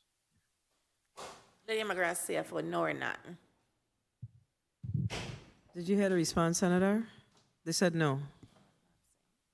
Okay, thank you. Senator, carry on. You're recognized for your 4 minutes. Thank you. Good morning. Good morning to you, Madam Chair, my colleagues, and to the testifiers this morning. First, I would like to start with the decrease in personnel services for FY24. Is that because of all the vacancies that you have? What's the reason for the decrease in personnel? Increase or decrease? Decrease. What we stated earlier was we're moving some of our locally funded to federal grants. Great. And how many vacancies you said you have? Currently, we have Mr. D.C. Trotman. Good morning, Senator Carrion, Michael Trotman, DC, HR Labor Relations, 102 vacancies. 102. And those in FY24, are they at 50% funded or 100%? They're currently at 50% funded. 50% funded. How many were you able to fill in FY23? So far, we have 48, 49 with anticipated. We have a couple of onboardings now. We have 12 positions posted currently, so we should be able to, as long as we get a good eligibility list. Okay, what about your capital projects? I see you have some listed under the federal section. There was a decrease of 50%. What are your plans? And I see from the general fund you have 374 in capital projects. What are your plans with that? That will be mostly for air conditioning units and copy machines. We did do an appropriation transfer for this year requested through Committee on Finance, so we'll see how that goes as well. Very well. For on the post-audit report, page 3, Exhibit 1, what is your recommendation request for the Centennial Program? Because what I'm seeing here is 0 reflected in post-audit report.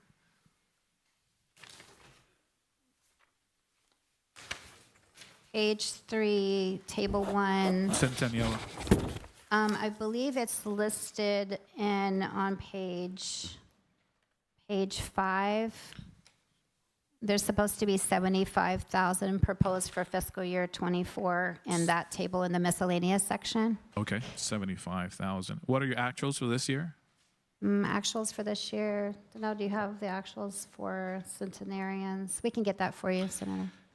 And I then believe it's also- 32,000. 32. And also, yeah, if you could confirm that. Also, I see in that same section in the page 3 of the post-audit report, what's happening with your crime victims compensation program? I know in Act 8617, we appropriated $391,000. What are your actuals to date? And I'm not seeing anything reflected for FY24. So thank you. 1 minute. Thanks for the question. So since April, we've lost 2 people in our Office of Legal. We've reassigned someone to review and meet with the commission to do those reviews and claims.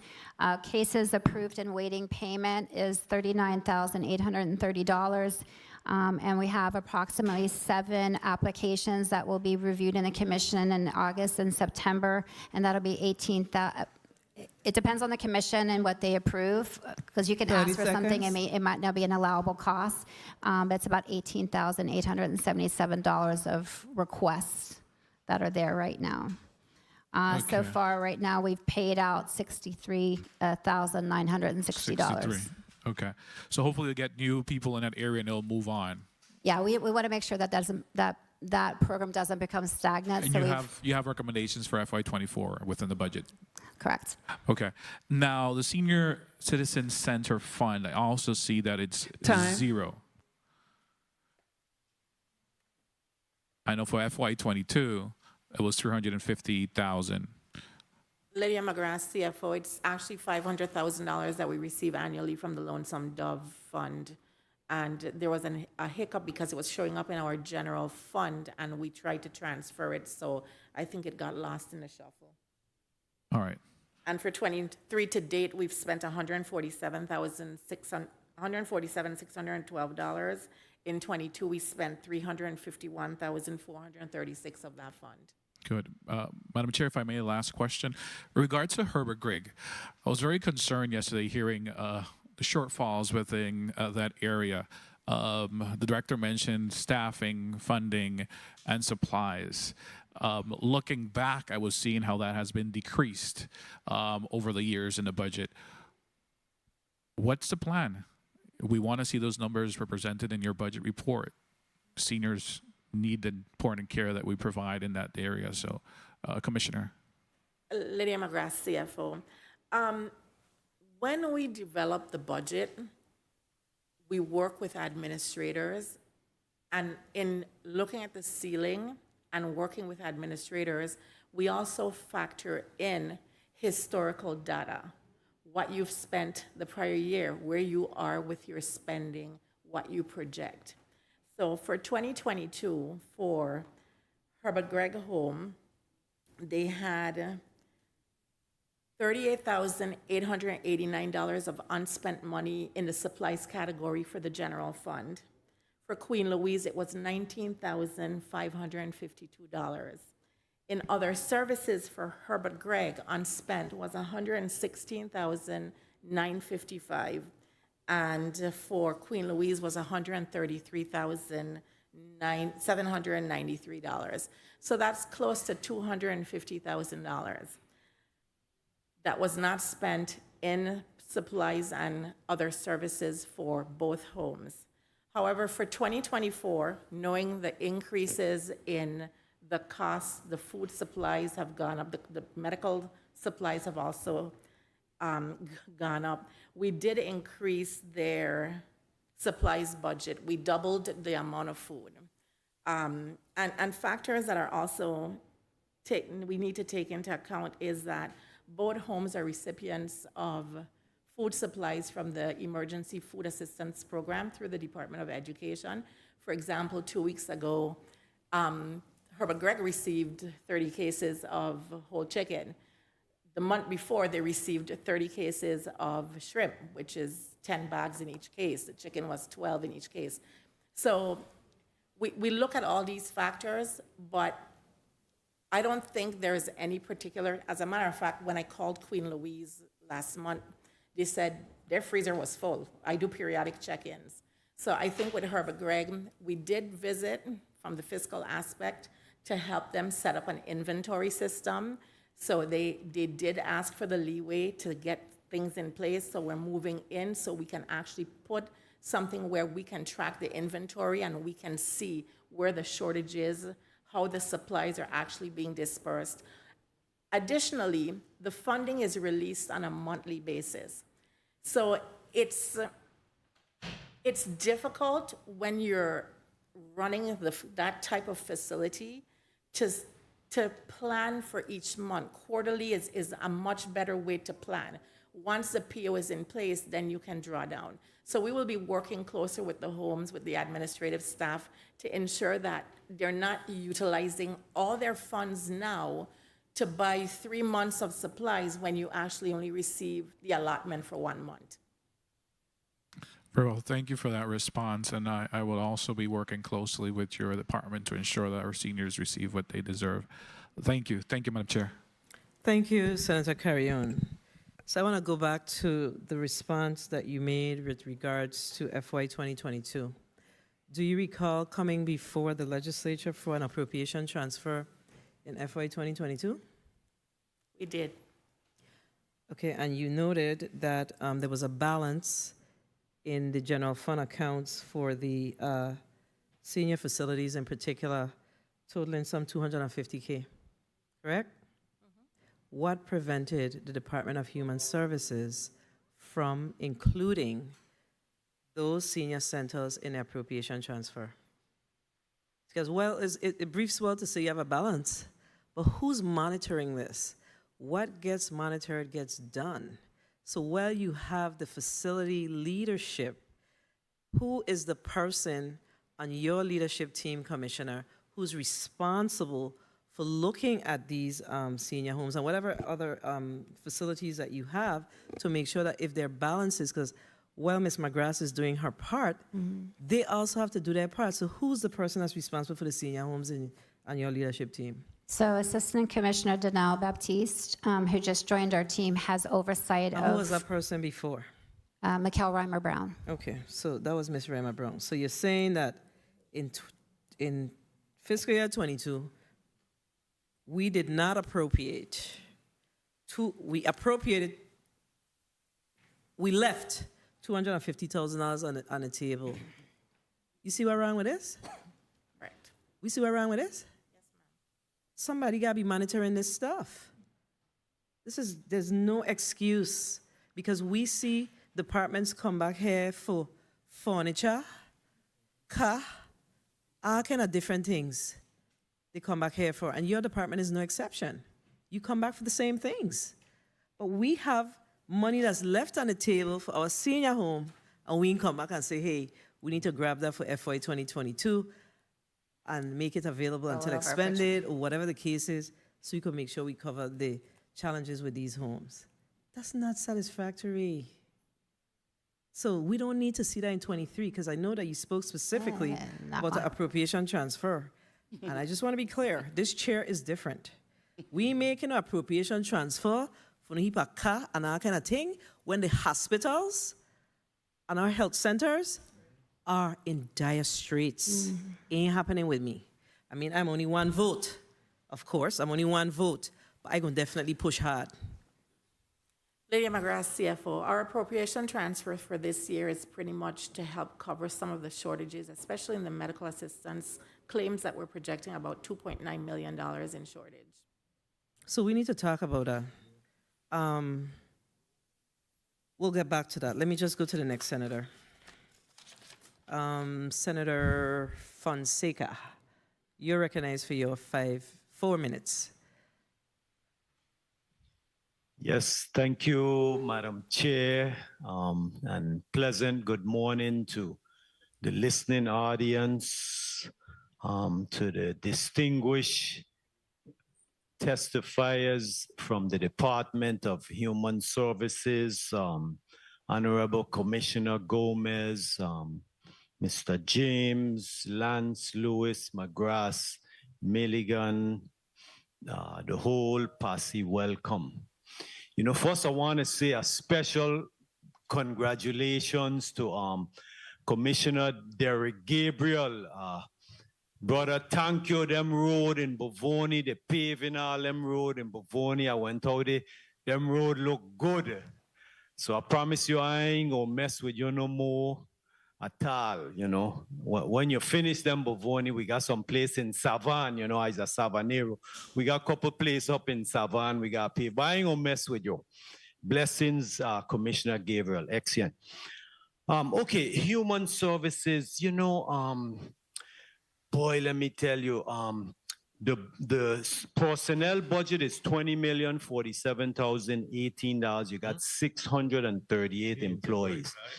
You know, human services take the cake so far. This is the lowest paid department. You know, you got maintenance worker 2 making $29,010. That same maintenance worker could make $45,000 in the private sector. A difference of $16,750.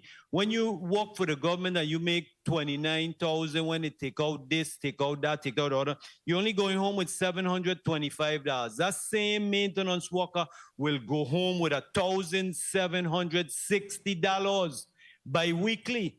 So you see that? If I'm a maintenance worker, I ain't working for no government. I gain $1,000 more every 2 weeks. You got the institution attendant here, $29,000, a laundry worker, $28,000, homemaker aide, $30,000, food service worker, $27,000, institution attendant. They got about 50 employees in this department, less than $15 an hour. The commissioner gave big raise, about 18% raise gone up. But it got 50 employees making less than $15 an hour. How could this be? You know, we got departments, entire departments in the VI government don't have 50 employees. Human services got 50 employees making less than $15 an hour. Okay, you know, the medical aid program, the MAP program, you service more than 37,000 clients. 1 minute. You know, there's a lot good. The supplemental nutrition assistance, the low-income housing water assistance program. Human services have so much good programs. You know, the foster grandparent program, I wanted to talk about that because they work in 20 hours and you're paying them $3.15. So for 2.5 days, you giving them $63. How you gonna give somebody $63 for working 2.5 days? 30 no, seconds. Man, that's unconscionable. Now, I've been looking at the federal grants, etc., and I'm not even gonna ask you about the spending plan because I know the spending plan have issues. So I am looking forward to getting the opportunity for the Commissioner of Human Services to come before the Committee on Health, Hospital, and Human Services so we can have a thorough review of this program. The employees them got to get a raise. A lot of money need to put into this department. Thank you very much, Madam Chair, for your time.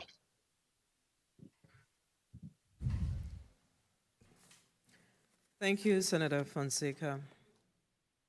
Senator Francis, you're recognized for your 4 minutes. Thank you very much, Madam Chair. In the essence of time, let me just say good morning to everyone. Real quickly, Commissioner, Are you properly staffed up at this time to be able to, at least in your leadership, to be able to adequately run the Department of Human Services? No, I think when we get our vacancies filled, we'll be in better shape. So you have 2 assistant commissioners, 3 deputy. I'm asking if that's sufficient now for the leadership to be able to run DHS effectively. Yes. So how do we reconcile $257 million in funding with an additional $258 million while we still have 3% poverty in the Virgin Islands?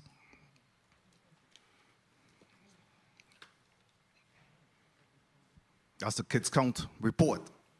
33% poverty for an agency that have close to $500 million to run that department.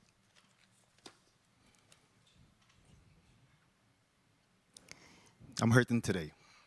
After reading this report and seeing what's happening here and discussing, I am truly hurting. Because we still have people hungry. We still have seniors in our homes that don't know what the meal gonna come from, have no one in the house to turn them. They're bedridden. They got bed sores.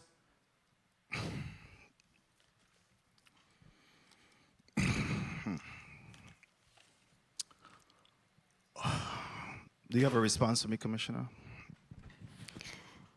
So the programs that the Department of Human Services have are prevention programs, and there are certain eligibility requirements for each of the federal programs. So they do support those that are in poverty. So SNAP helps with the nutrition. Meals on Wheels helps with the nutritional aspects of programs. A lot of these are supplemented with the federal guidelines and the eligibility requirements. I know we have a high poverty rate, especially in the Virgin Islands, especially in St. Croix. So our programs, we do our best. Child care subsidies is another aspect of it. TANF is another one.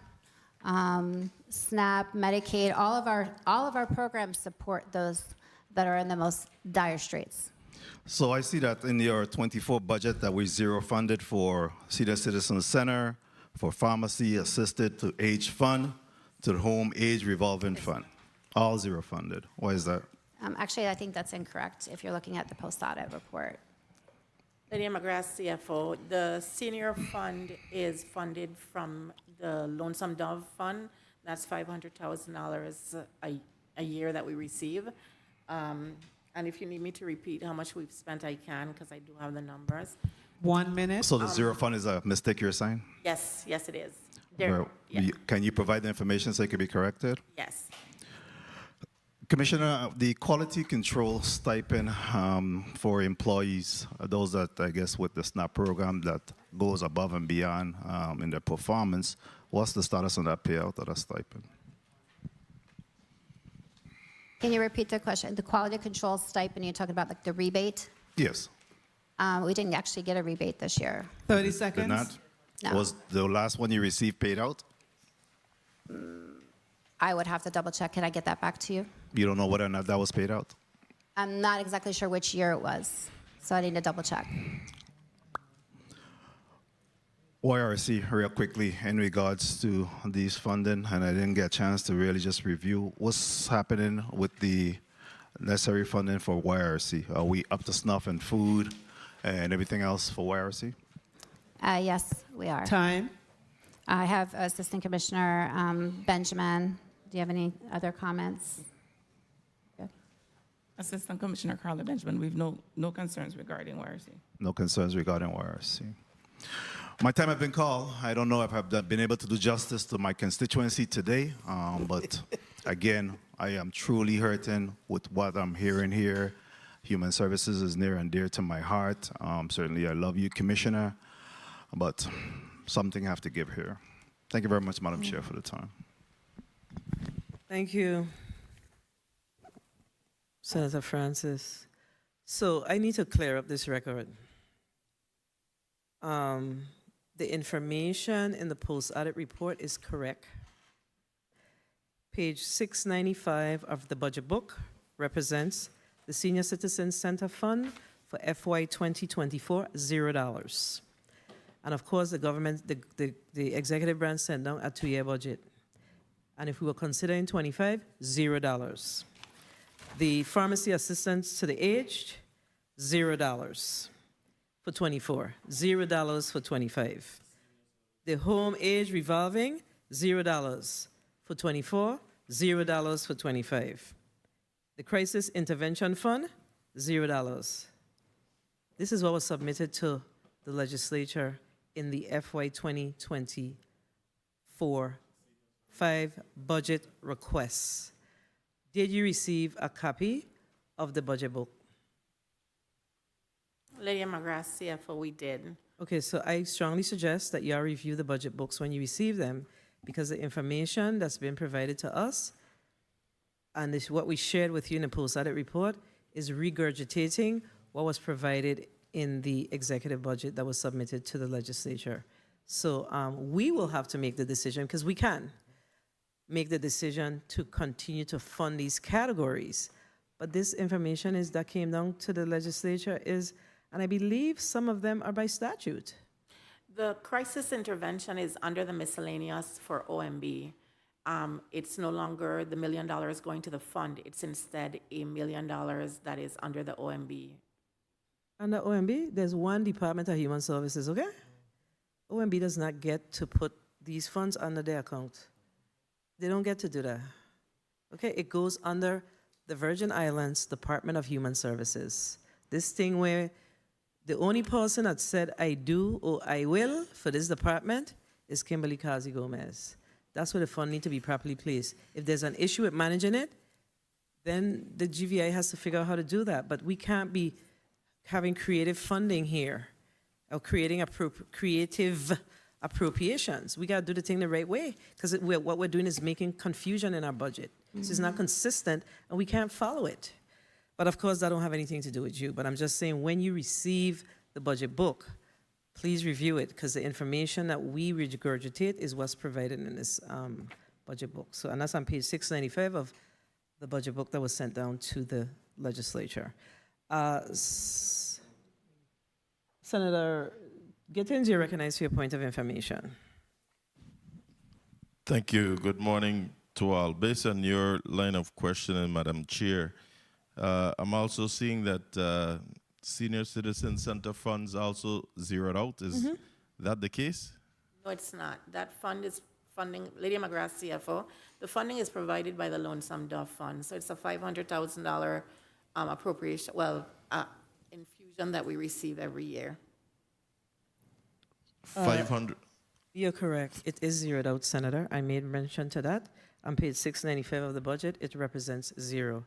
I believe by statute, the Lonesome Dove Fund is funding the Senior Citizen Center. And she's also saying by 500,000, but I'm seeing here 250,000. So which is it? It's 500,000. Okay, thank you.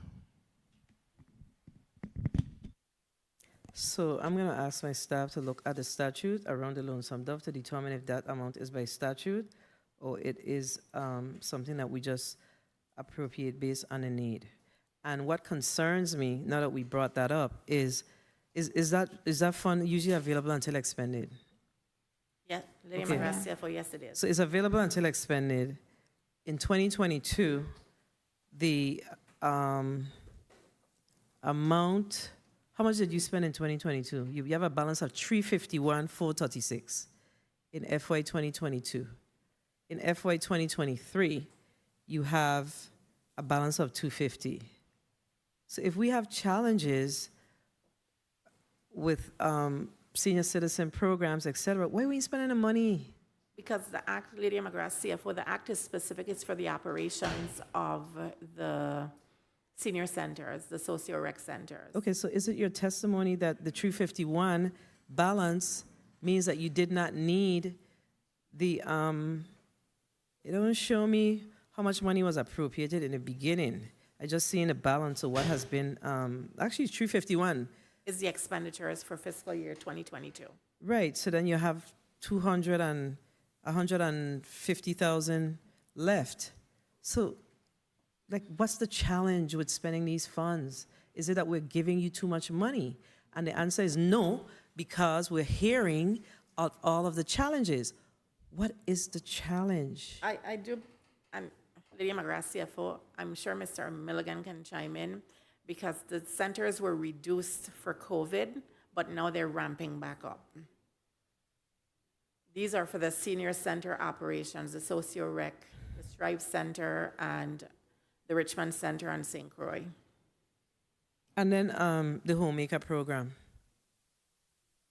What's going on with the homemaker program? How many employees do we have in each district? And then I'm going to go to the next senator. Thank you for the question. Between DC and AC. I'll have to get the information to you, Senator. We know which one of the assistant commissioners or the deputies are responsible for the homemaker program? Danelle Baptiste, Assistant Commissioner. We have 12 homemakers in total. And how much per district? 12 in each district. 12 in each district. You got 24 homemakers. 24 homemakers. Is it your testimony that we have 12 homemakers in this district, in the St. Croix district? That is correct. And likewise in the St. Thomas, St. John district? That is correct. So we have 24 homemakers. What about St. John? How are we sharing that with St. John? So we have 2 homemakers that service St. John. Okay, and then when the next, I'm going to go to the next senator, so get prepared to discuss the Wheels on Meals program for our elderly, please. Senator Joseph, you're recognized.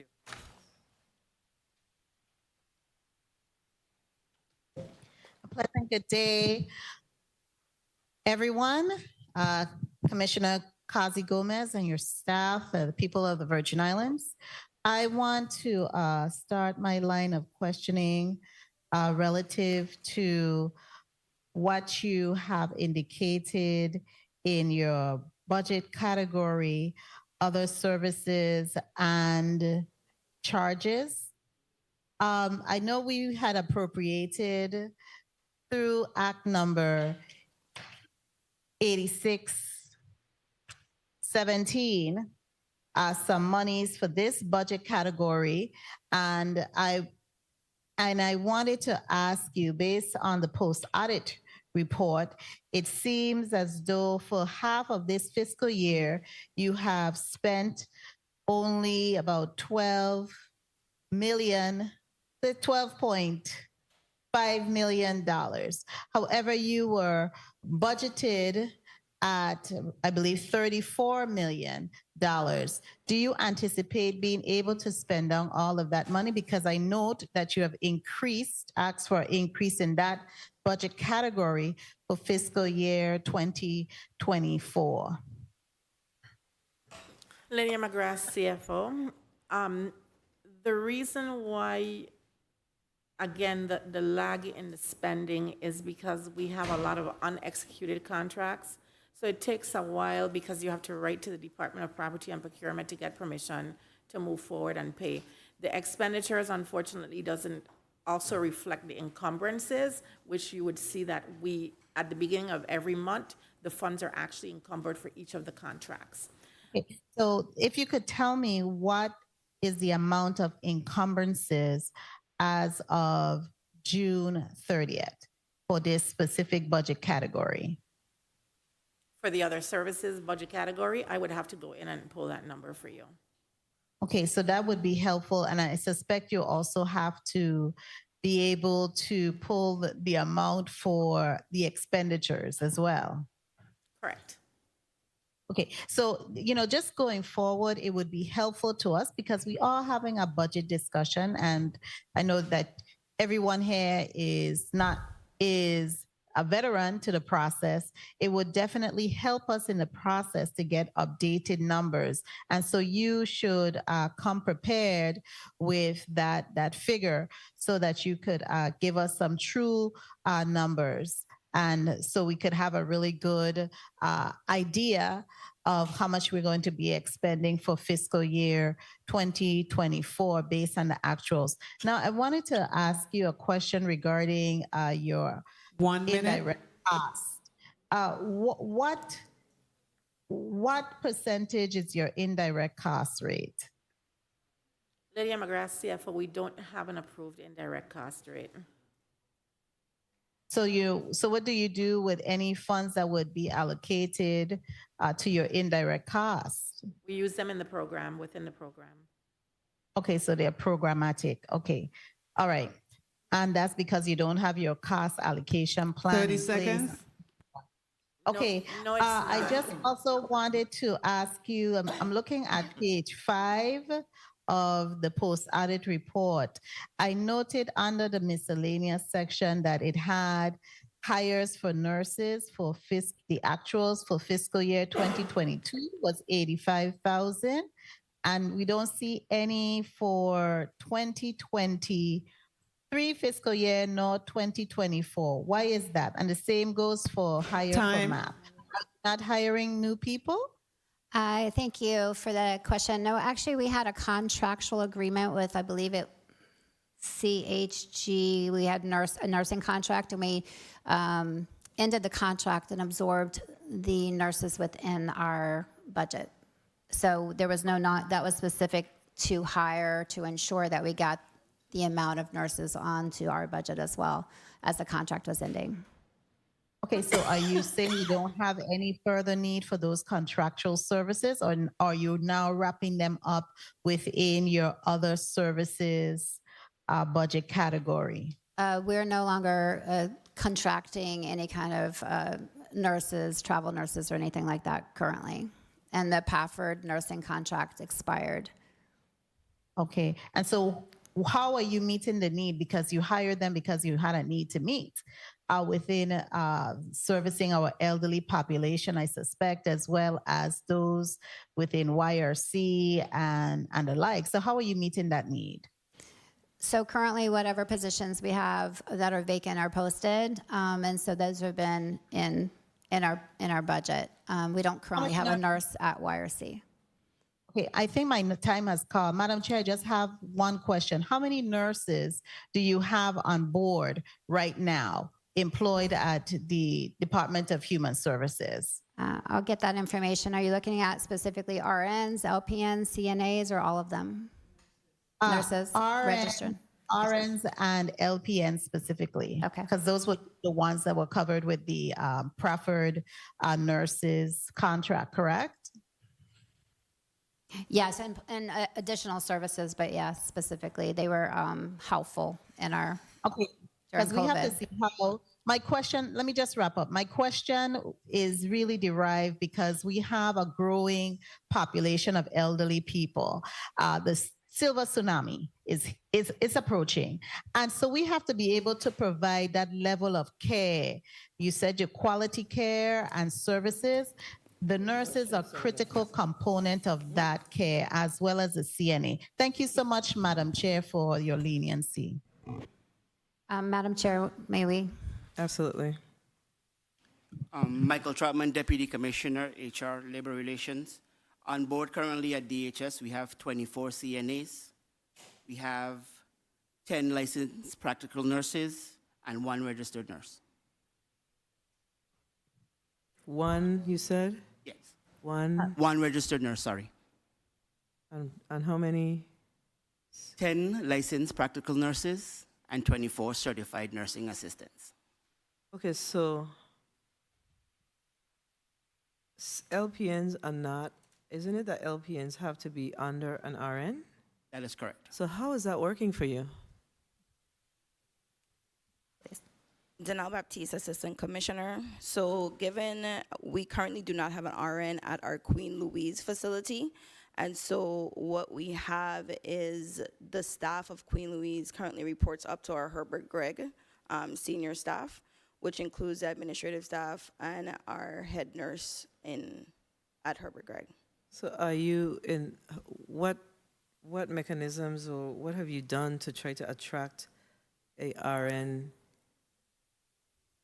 That's in the St. Thomas St. John district, correct? That is correct. So what is that looking like? What are you doing to attract a RN? So we have been trying to attract nursing staff in general and have been faced with the fact that salaries are better at the hospitals. So some of the things that we are looking to do is seeing how we could train our current staff. Obviously, that's long term. And second, we're looking at how can we increase the salaries Okay, at the so facility. so what's the current salary for your nursing staff? Because you're saying CNAs, but CNAs are not nurses.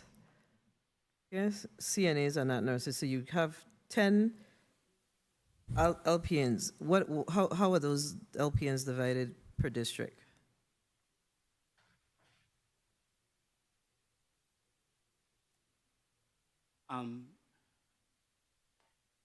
So we currently have 8 LPNs in the St. Croix district. And you have 2 in St. Thomas. And 2 in St. Thomas. But I believe we are in the process of onboarding at least 2 additional NPNs in St. Thomas. We believe or we know, Mr. We are Chapman? onboarding 2 additional LPNs in St. Thomas. And these 2 work out of what facility? Out of the Queen Louise home.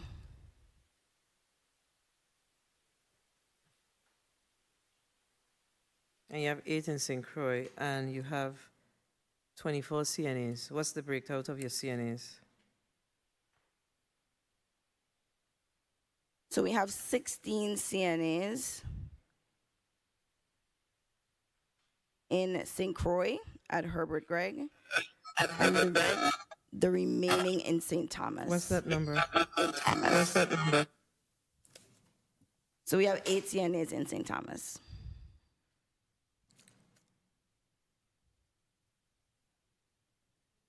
Commissioner, but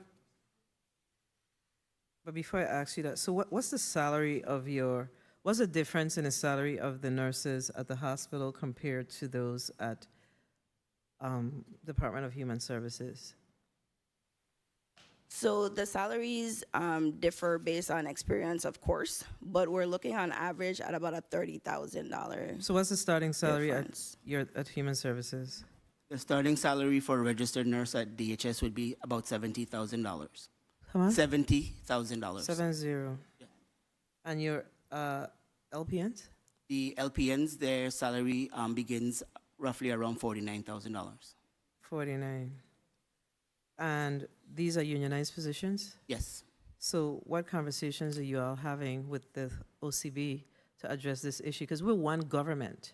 So if we're one government, and with one government that's competing with each other, then so we have the hospitals who's challenged, we have human services who's challenged. So where is that, Commissioner? Is there a think tank with all of the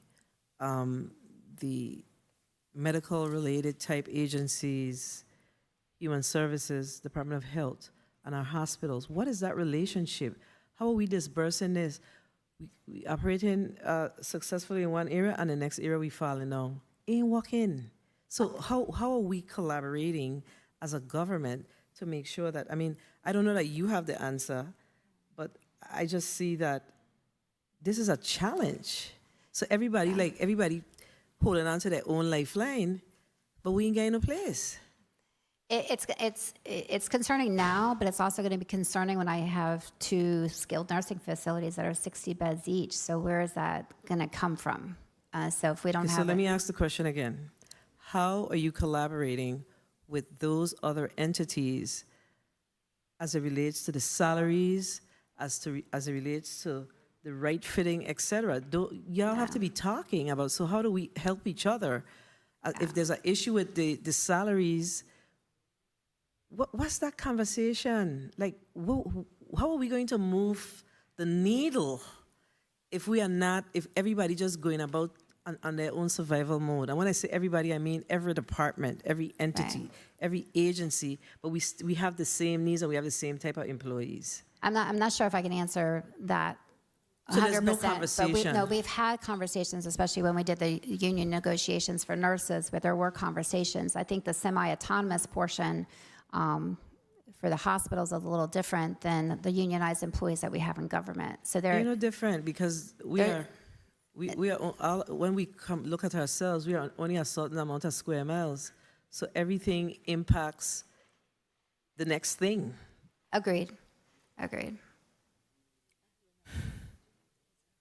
Senator James, you're recognized for your 4 minutes. Thank you, Madam Chair. Good morning, Virgin Islands. Good morning, testifiers. Good morning, everyone in the room where it happens. I want to start by actually providing you with a quote to really highlight how important your department is to a society, and it's from Hubert Humphrey.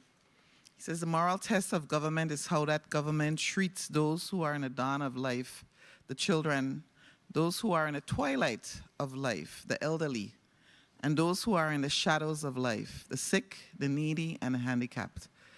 So the moral test for us today as a government is how are we treating those populations? And I want to follow up on what the chair said. It seems as if it hit me right away. Where is the synergy between the various departments to make sure that we are taking care of our people? And with respect to Herbert Gregg, I heard the CFO talk about shrimp and chicken and you know, it's like, oh, wow, they're being well fed. At the same time, I hear stories about them lacking toilet paper and Pampers, adult Pampers. What's going on? Where's the disconnect? And are those stories true? Let's be honest today. How much money are you providing to Herbert Gregg for those supplies that keep our seniors comfortable, besides being well fed with shrimp and chicken? Thank you for the question, Senator. Danelle Baptiste, Assistant Commissioner. So, and I've had this conversation with the CFO as well. Both truths do exist in that there has been additional funding that has been unspent, yet our homes do have needs. And it's a matter of trying to work within the confines of the system to make sure that they get what they need.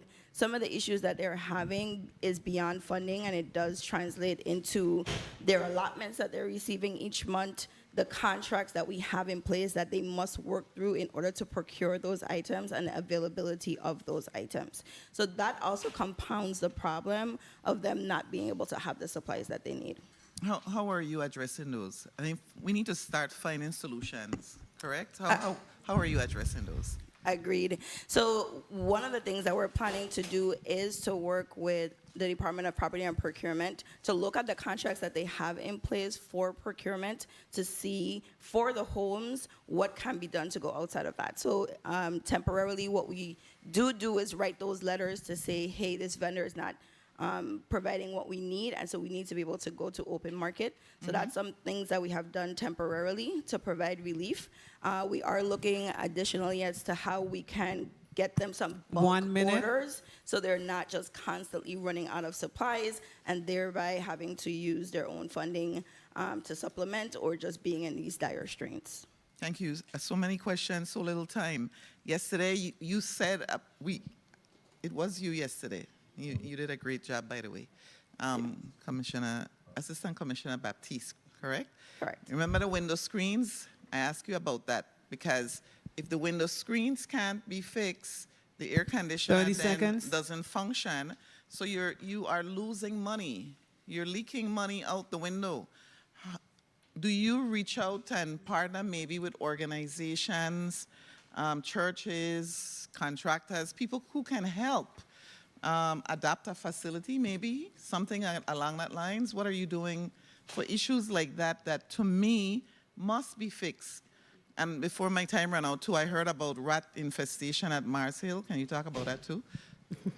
Sure. Time. So as it pertains to what creative things we could do to fix the facilities, number one, I really do think that we need to sit down and have a good assessment of what all the issues are. And so we made some headway with that.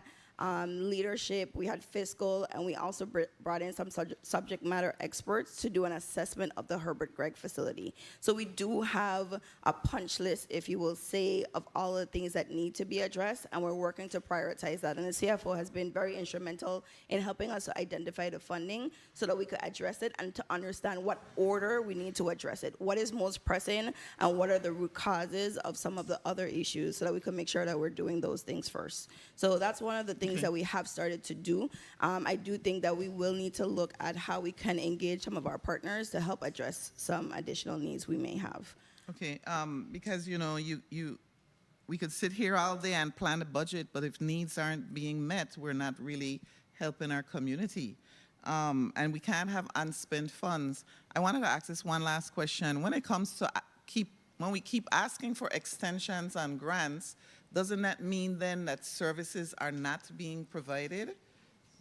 It can mean that. So like if I don't receive a notification of grant award, so let's just say the fiscal year started on October 1 and I just received one literally like last week, so then I'm not able to put a budget online until that's on. And it may be that that budgetary expenditure has to be done September 30th. That's why we then ask for another year of spending. So that goes back to the extension requests. Sometimes it's allowable, sometimes it's not. But in the event that we can, we do. Okay. Has my time been called? One more question then. How many social workers do you have on board? ACS. Assistant Commissioner Benjamin, currently we have 13. 13. My time was called. Madam Chair, thank you. Thank you. Do you have another burning question, Senator? You can proceed. You can. Okay. Yes, thank you. This is the other burning question I have, again, about getting the money to the people. The Medicaid and SNAP programs, you made a statement that one challenge experienced by both programs includes enrollees not receiving or paying due attention to the provided information regarding the requirement to recertify and the timeline to do so. What's the percentage of people so far that have recertified? And I surely don't want the money to go back or wherever. I don't want us to lose the money. How do we make or get people to certify, and what percentage has not certified so far?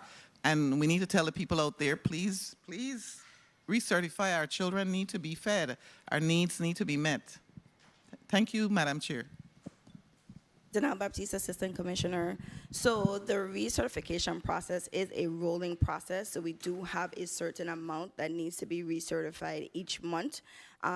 Like we said, we've been sending out mailings, we've sent text messages, we have commercials. What generally happens, especially as it relates to like our SNAP benefits, when folks do not receive their benefits, then they realize something is wrong and they come in, and that gives us the opportunity to do what we need to do with those folks. So it's just been about us just continuing to reach out, and eventually they do realize, hey, I have an issue, and so they're able to come in. But we want to be proactive, so we're just asking the public as much as possible, pay attention to the notices that you are receiving, because there's action that's required. No, definitely not. And like I said, it's a rolling target. So I would say like 10%, I would say each month maybe we're missing out on, and then they're coming in. It is a small percentage, but it just becomes a problem that doesn't have to be a problem if they would come in when we're requesting that they come in. Check it. 20, I don't know the page, but you state, Commissioner, you state, Commissioner, our government should invest in the development of a vulnerable population coordinated entry system. I'm actually drawn to the fact that you say our government. So who's our government, and who are you having conversations with for this system? I mean, I would prefer that Director Tutine, that actually it's a coordinated entry system mostly for homelessness and then tracking system. So everybody would sign up for that. So if the chair allows, I would prefer her to be able to answer that specifically. So we'll double check on that. But while she is doing that, I can answer you want to answer the... Our government statement? Our government. Who's our government? It would be a coordinated system of nonprofit agencies as well as our government entities that are responsible for giving services. Human Services would be one. Department of Health also does behavioral health and substance abuse for those that are homeless, but a lot of our nonprofit agencies. So if the chair would allow for the coordinated entry system, I have Director Tutine if you'd like to answer that question. Or we would be able to I provide. actually don't think that's necessary right now because Okay. I think my chair for housing will probably bring you guys in. I was just interested because the chair mentioned about the coordination between the different agencies. So when you said our government should invest, it just prompted me to ask, who is our government? It should have been a combined effort, so my apologies for that. Misspoke. Thank you, Madam Chair. Thank you, Senator James, for your insight in this discussion. This conversation is very frustrating. And, a lot of times the conversation within our community is what is the senators doing? What are we doing? We do not run the day-to-day operations of the GVI, the government of the Virgin Islands. Our responsibility is oversight. But we can't keep having the same conversation over and over. And that's what we're doing. And this is not a joke.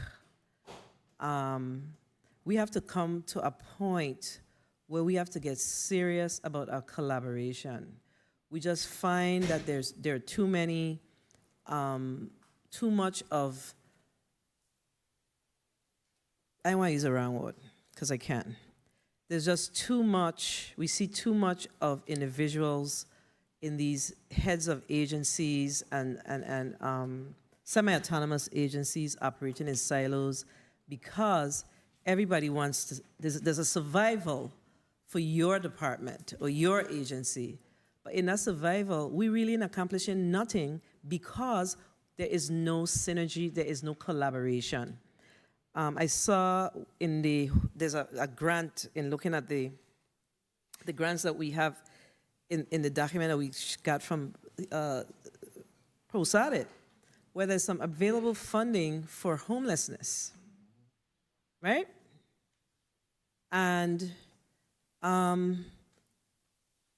don't know what that means anymore in the Virgin Islands because we have a simple example of, give me the name, in St. Thomas, and I'm sure we have challenges here in this district that we're sitting in, Michel Motel. I have been at this with my colleague, Senator Blyden, for months regarding this homelessness situation. And to see today that we have funding to support homeless individuals and the money ain't spent. Now, I do know that we have a challenge with housing stock in the territory. So I'd like to keep it real as well. We have a challenge with housing stock. But the question is, we still gotta beg the question, what is the conversation that we're having with the Department of Human Services, our Housing Finance Authority, and our VI Housing Authority? What a conversation look like? What are we doing? And it's difficult for us to sit here and continue to have this hamster wheel discussion and we're not seeing any progress. So again, my colleague brought it up. It's something that weighs heavy on me. I heard Senator, Mr. President. What is that collaboration? At what point are we going to have these true discussions to move the needle on the challenges that we have? We can't keep moving forward and doing things in silos. And from the legislative perspective, oversight and appropriations. But we need some action. That's the issue. Specifically for the Michelle Motel coordination, we are actually taking action between Department of Health, Catholic Charities, and Human Services. We're doing a coordinated effort for that. That's specific to your requests and the meetings that you've had. So, and of course, Director Tutain, who I was going to bring up, has confidently and been in discussions with Catholic Charities in specific what we're doing for each individual, because it would have to be each individual that we need. And you're right about the housing shortage per se.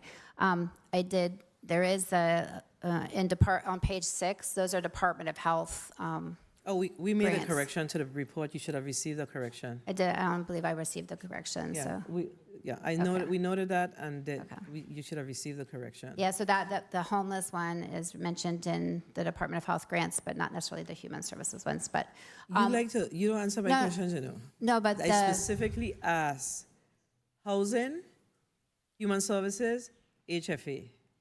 What is that think tank coordination that's occurring specifically? Is it happening? Are we having regular discussions? Are we trying to seek ways to assist these people? And it's not only the situation that we have in Contant, it's a situation that we have throughout the territory.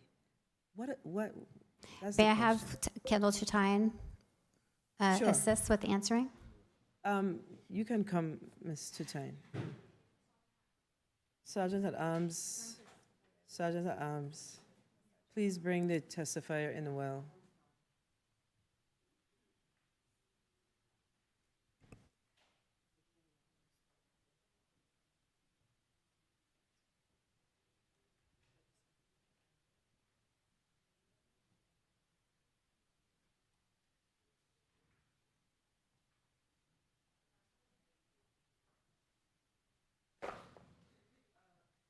Please put your name and title on the record and then provide a response.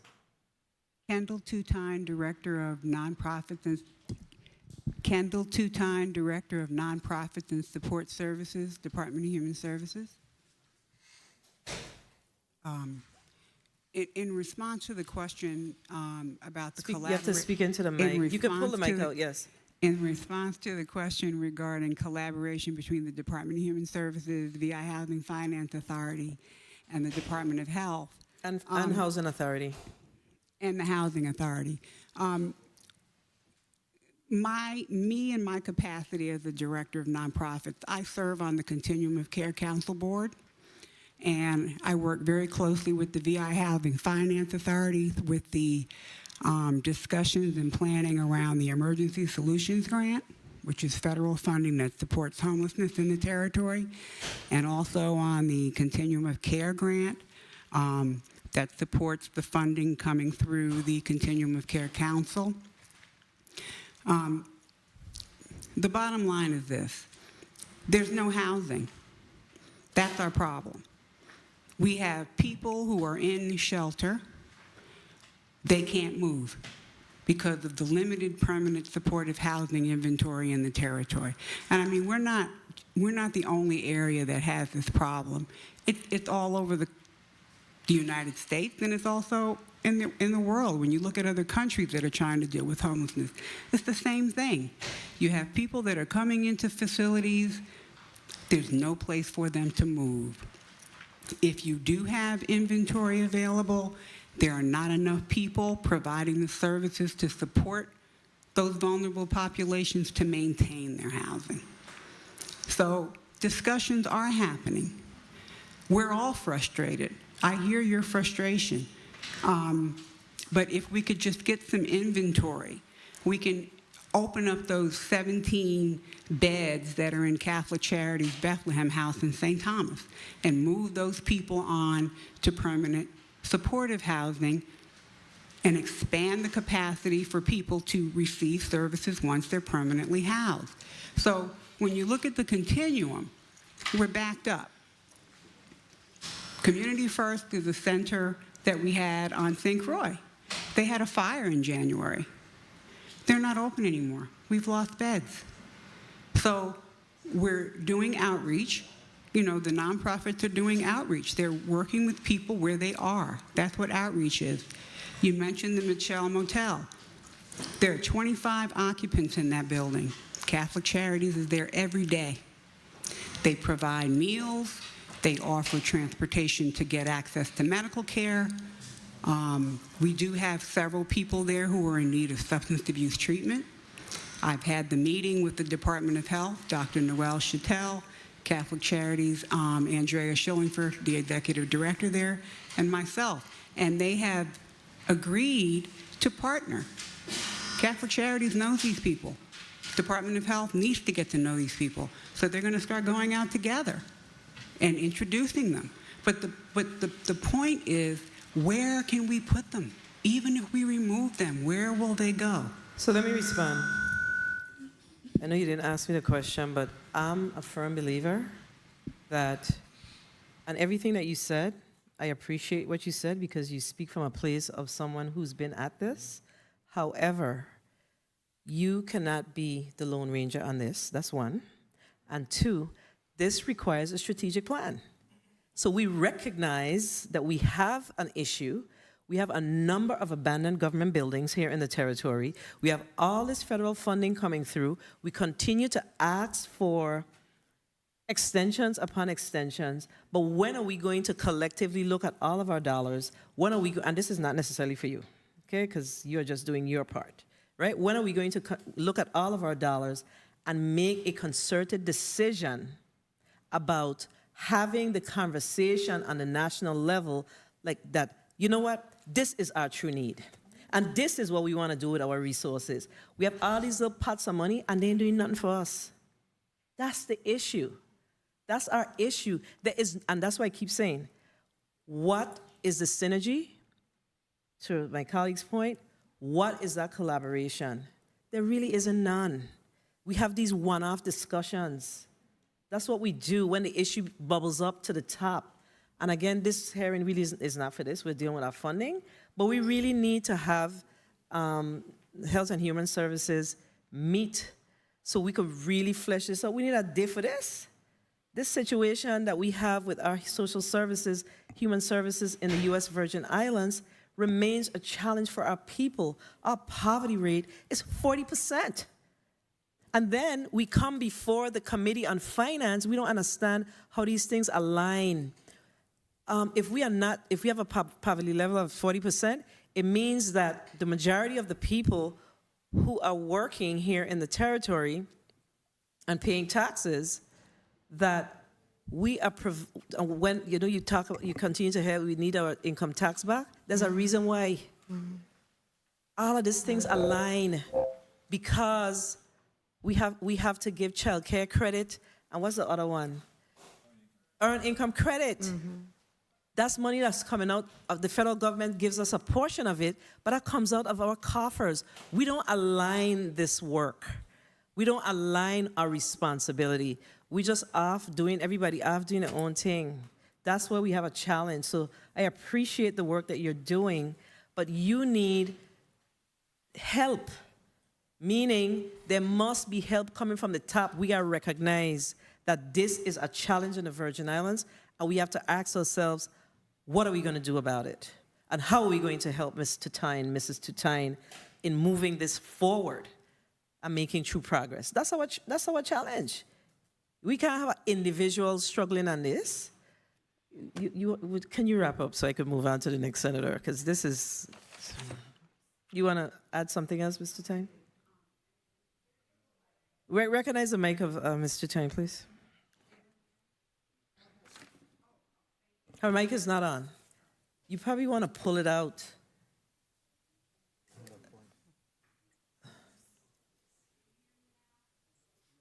No, we can't hear you.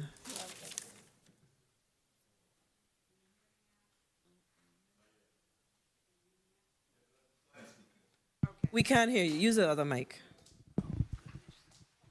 That mic may have been pulled out, because I think when you were pulling it, it probably got pulled out. Can you hear me now? Yes. I can hear me. All I wanted to say is there's work being done. A lot of the nonprofits have applied for the CDBG-DR funding to do the capital improvements on buildings. So the beds will come. For me, while we're waiting for the beds to come, I agree with you. We need to strategically plan how we're going to be ready for when they're here. We don't have the capacity to staff those facilities that are coming. The nonprofits are going to need more money, whether it's through federal or local. And in regard to the CES, the coordinated entry system is a mandate for HUD. We have to have it in the territory. We've started working on protocols. I mean, we spent 2 years in committee working on protocols and setting it all up. But we need to get to the next step. And again, most of the communities that are really able to address homelessness, they have funded positions. We're doing it by council. with people who are running organizations and dealing with the missions of their individual organizations. We don't have adequate staff to do what you're saying, collect that data, really put it together, and help us develop the plan that we need to go forward. So we're not wasting resources and not duplicating effort. So. Thank you for your honest responses. It means that the Department of Human Services has a leadership team, and I hate to say the conversation need to begin. Can we late? Point of information, Senator Blyden, then Senator Francis, and then we're going to go to Senator Capehart for her 4 minutes. Thank you, thank you. Thank you so much, Madam Chair, and thank you, Ms. Tutine. I know that the Commissioner for Human Services sits on the board for continuum of care, and there is federal funding, but you're part of continuum of care, and there is hundreds of thousands of dollars in federal funding to assist in terms of coming up with a plan. So at the appropriate time, we'll move forward with those discussions. Thank you so much, Madam Chair. Thank you, Senator Blyden. Senator Francis Jr. Thank you very much, Madam Chair. I want to say to Mr. Tyne that we agree that work is being done. However, we have too many technocrats. Mm-hmm.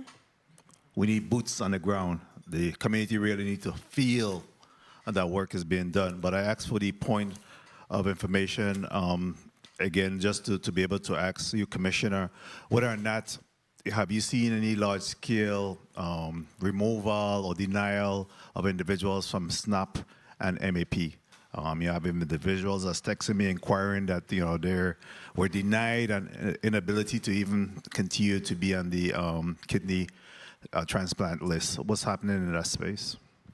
I'll allow AC Baptiste. I know that we have an estimated number that could be impactful for the Virgin Islands is about 7,000 to 8,000 for Medicaid alone. For SNAP, it's a little bit different, but I'll allow AC Baptiste.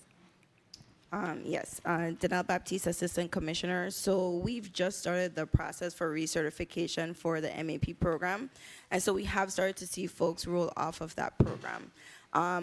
Unfortunately, where we are today, there's not much that we're going to be able to do for individuals who are no longer qualified for the program and who don't have an alternative. Some folks who work for the government will be able to get onto the government's insurance once their coverage ends. And right now, the hospitals do anticipate the fact that uncompensated care may increase as a result of this, and we are having the conversations, but we do not have a solution today. Very well, thank you. But I think that needs to be communicated to this body because then we'll have to subsidize in one way, shape, or form. We can't just have individuals left out there to die. That's the reality of what happens if, in fact, they're not able to receive timely care. All right? Thank you.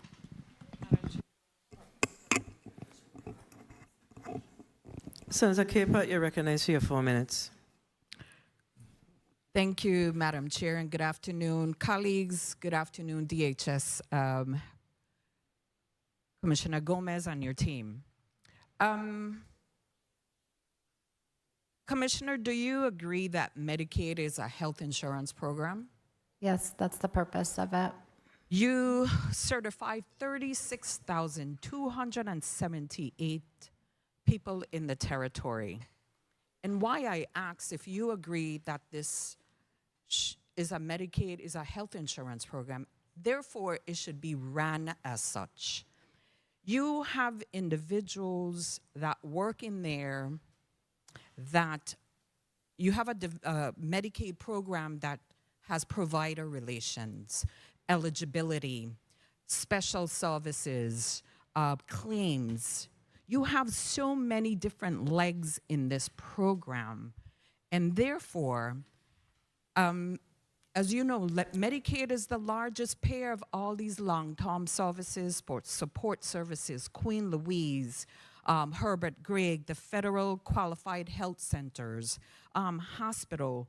This is where a lot of these monies are paid to these individuals, to these different agencies. So therefore, I know that Your eligibility walkers are doing claims. Your eligibility walkers are doing provider relations. And there you have on page 3 a whole slew of vacancies. And I feel there's no urgency to fill these positions, Commissioner. And I think it needs to be high priority that we treat Medicaid as an insurance division and not just a division for low-income individuals. The services that is provided for individuals that cannot receive care on the island, the special services program, where individuals have to get permission to travel off island. How many people do you have working in special services? And I get passionate because I know you are understand. because of your past experience. How many people do you have working in special services on St. Croix and St. Thomas? Good afternoon, Senator. Thank you for the question. If you could just give me one moment to get those numbers While for you are looking for that, so have you even thought about having a job fair with all the vacancies in your department? Yes. We've actually done several virtual ones, but we have discussed having actually almost like an open house to DHS, welcome to DHS, and list all of the 84 programs and just happen to be vacancies as well. So eligibility, all of that would come into play there. Okay, before I leave from Medicaid, you stated on page 1, the VI program executed 108 providers in 2023. So providers meaning, for the listening and viewing audience, providers mean these individuals that offer care, correct? So Medicaid providers, so just for the understanding, right now we have 1,261 enrolled Medicaid providers. Of those, 323 are on island and 938 are off island for those services. Who's doing the credentialing of all these providers? We're doing those internally now. And so they have a specific guideline and checklist that's in adherence to the Department of Property and Procurement, because they were doing it before and there was a delay in doing that. So those go through our legal counsel. Commissioner, you had a provider agreement with someone who was doing the credentialing, correct? We have a provider agreement. Equicare. Was Equicare doing credentialing of your providers? VI Equicare was never doing. You have credentialing that's being done in-house by how many employees? One person. You can't have one person doing the credentialing of all these providers. You need to hire people. Agreed. Your people are crying out for help in that division. They need help. You have eligibility walkers that going and doing other 30 work seconds. that should be doing eligibility for the individuals that are coming in to be certifying. One of my colleagues next to me mentioned about individuals who are being denied. Are they being offered a fair process that they say, I was determined ineligible? How did you do this process? Are they being offered a fair hearing? Yes or no? Yes. So they can come back to Medicaid. We have a fair hearing and challenge appeals that. officer, yes. Do you have some? Do you have a, Madam Chair, if I may, do you have a quality control division in Medicaid? You have a QC person in Medicaid? We do have QC individuals in Medicaid. I am not talking about the food stamp assistance program that's working for Medicaid. You have QC individuals doing quality control work for Medicaid? So what I will say is I should revise that and said we are building out our QC division. We've hired a program integrity director to which the QC individual will be working under. So we've recently brought that person on board, and so we do actively are building a quality control unit. And if I could just correct one thing, we have 3 individuals who are currently doing provider agreements, and we are also in the process of bringing on an electronic system to help us improve that process. I am just saying, the vacancies that you have here in your testimony today, it's unbelievable. You have so many vacancies and there's so many people out here want to work. And you have vacancies, have a job fair, hire people, because Medicaid, the food stamp program, they need help and they need to be paid more. Thank you, Madam Chair. You're recognized for your point of information, Senator. And thank you, Senator Caput. You're recognized for your point of information, Senator James. Thank you, Madam Chair. I was sitting here and I went back to a statement that you made that government employees who were on Medicaid, were Medicaid eligible, are the ones losing their eligibility, or am I confused, and are going back to government insurance? Explain. I want to be clear on that. So just to correct, Danelle Baptiste, Assistant Commissioner. So for the individuals who will no longer be eligible on the MAP program, for those who are government employees, they will be able to then go on to the government insurance. For the others, we have been referring them to the individual insurance program, which we know is very expensive. Okay, let me interrupt you. It just begs this question.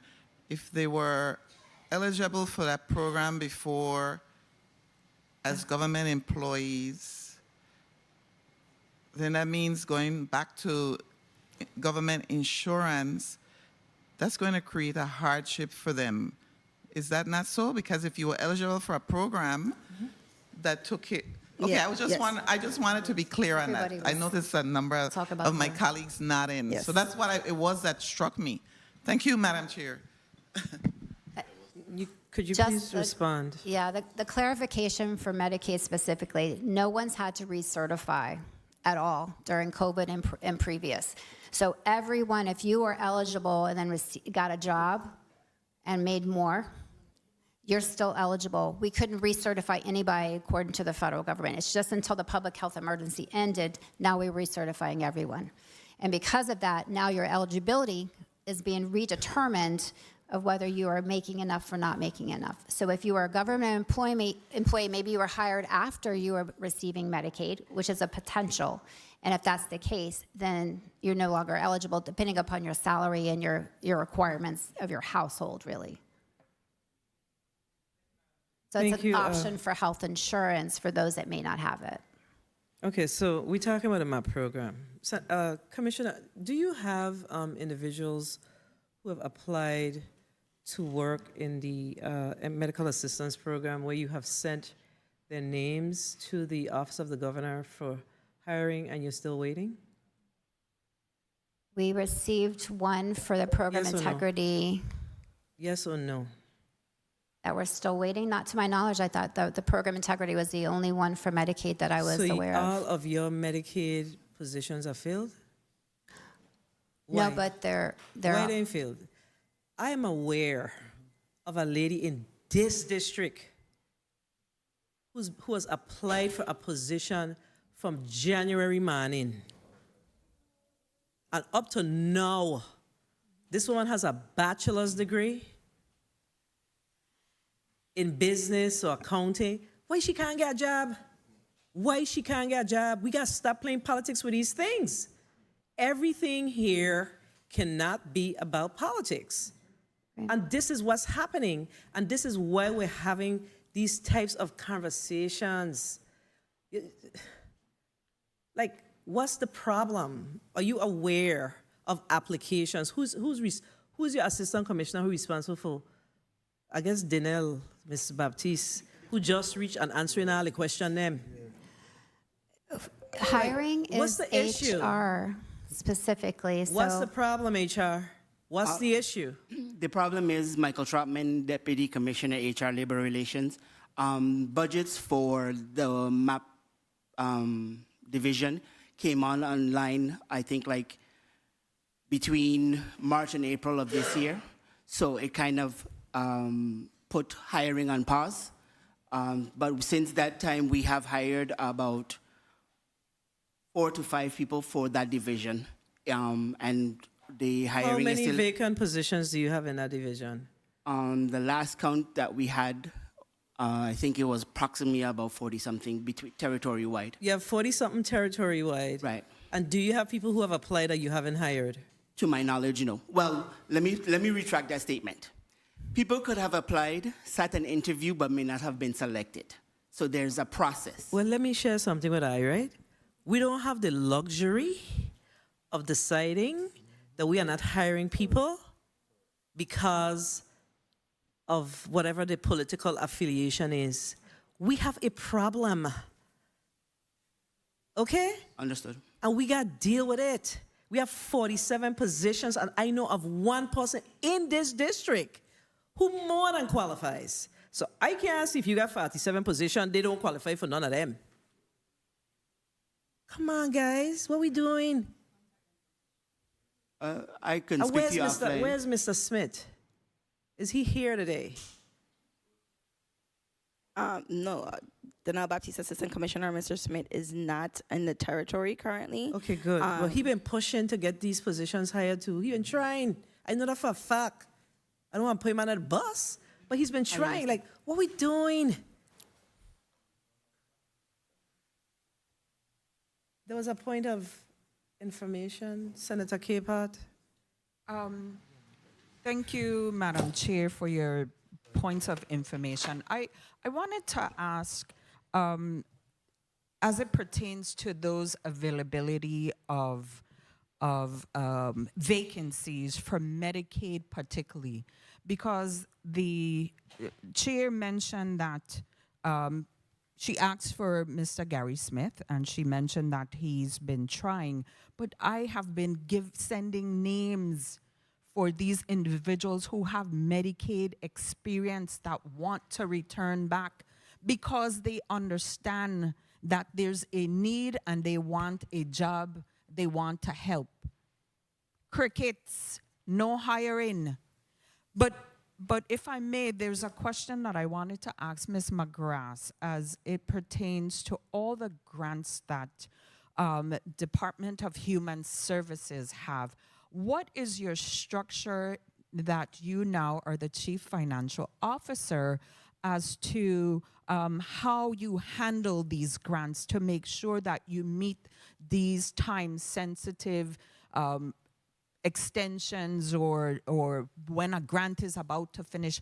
How much help do you have in your division? Do you have individuals assigned to certain grants and their department or their division directors are able to communicate with that financial person to help to expedite their grants? Lydia McGrath, CFO. Relative to the medical assistance program, we just onboarded one of the GVI fellows who is tasked solely with medical assistance. He's really new to the entire program, but what we're doing with him and also with the other analysts that we've hired, we're building out dashboards where the administrators can go in and see the spending levels. On those programs that have earmarks, the earmarking is tracked. So it's all a work in process. We're working on it right now.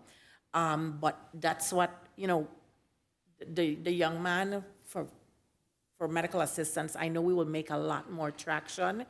There's going to be continual meetings with him and the administrator, and of course, whoever needs to be there from senior leadership. We also did that for the Division of Family Assistance. We hired someone particularly for SNAP TANF.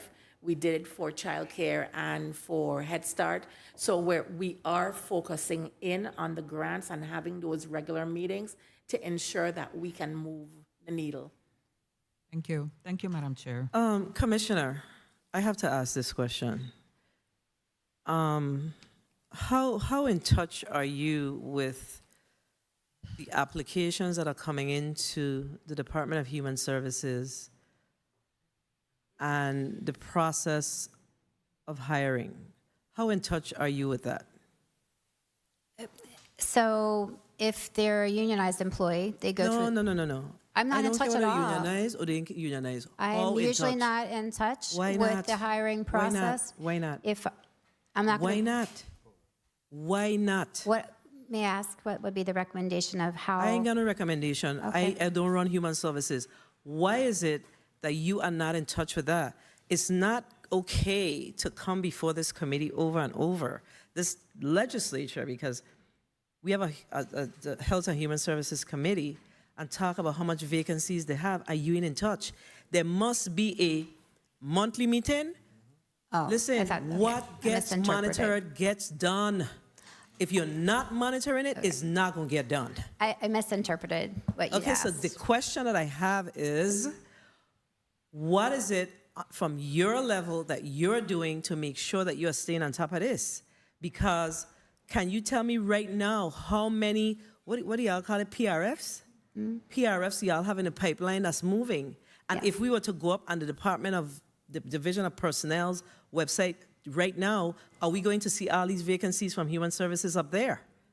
So I misunderstood what you asked. So I actually have weekly meetings with the HR Deputy Commissioner and the team. We do have a continuous log of all the PRFs that are sent to OMB and the timeline that we do get back. So I do, when you asked me that, I thought that you meant Okay, that, so when the or am I PRF sitting in on come- the interviews? That's what I meant. When the PRF come, you have the applications. So if somebody receives something and say, hey, we sent your name up to Human Services on whatever date. How long does it take for the Department of Human Services to begin the interview process? Typically, once you receive the list of eligibles from the Department of Personnel, the interviews are scheduled within a week, 2 weeks, depending So when on do you provide availability. notice to those individuals that they were not selected? When do they? At the end of the interview. But with all them vacancies I got, Right. how I got people I ain't selecting? Well, I understand your question and your concern, and it is a valid point, but bear in mind the Division of Personnel sends a list of 50 names for one position. So if we're advertising for one vacancy, we can only But you select see one. the conversation we had earlier with Senator James and the synergy?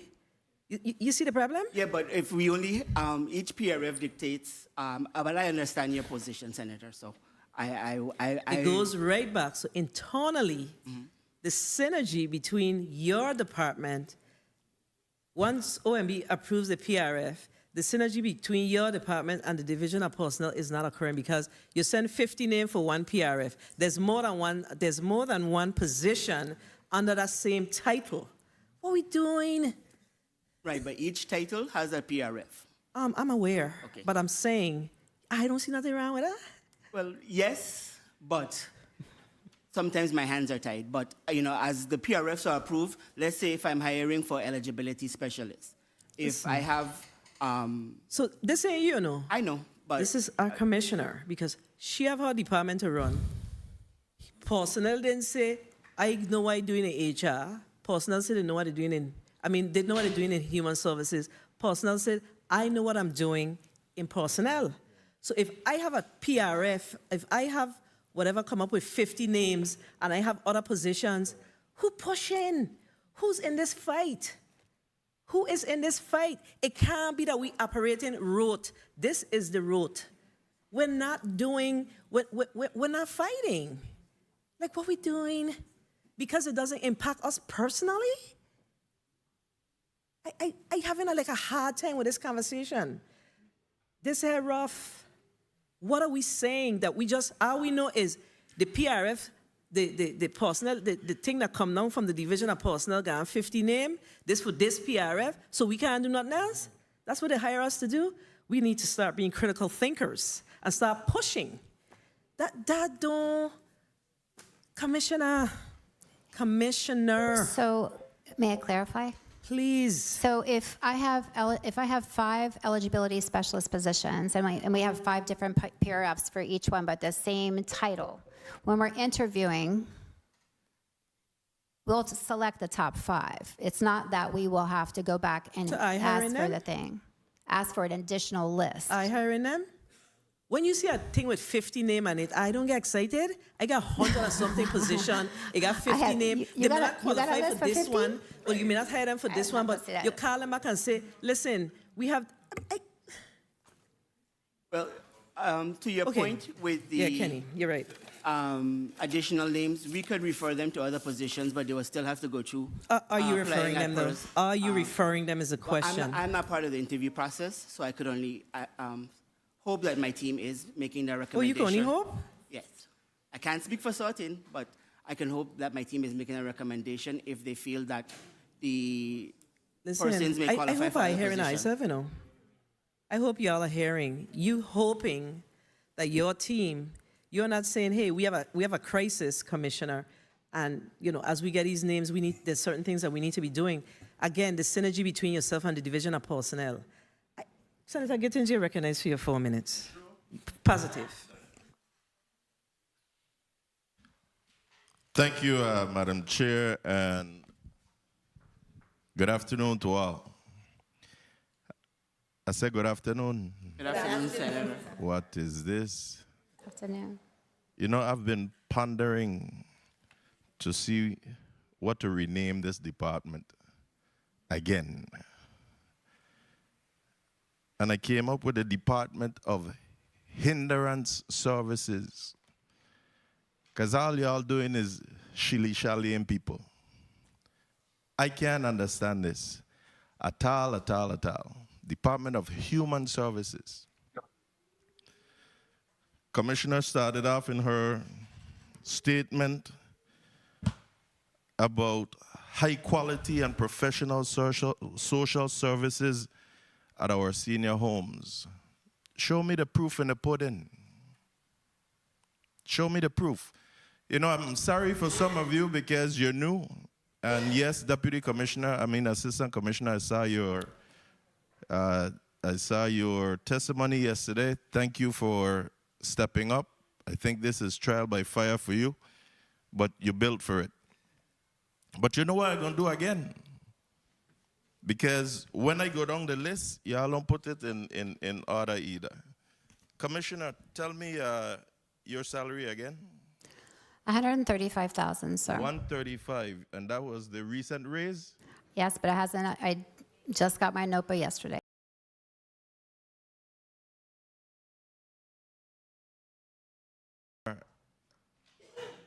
What's your salary? Assistant Commissioner? One, sir. Carla Benjamin, Assistant Commissioner. My salary is $97,500. 97.5. You didn't move up yet? Assistant Commissioner? Denal Baptiste, my salary is 110. Deputy Commissioner, Human Resources? My salary is 90,000. Assistant Commissioner here on my left? Please recognize the mics.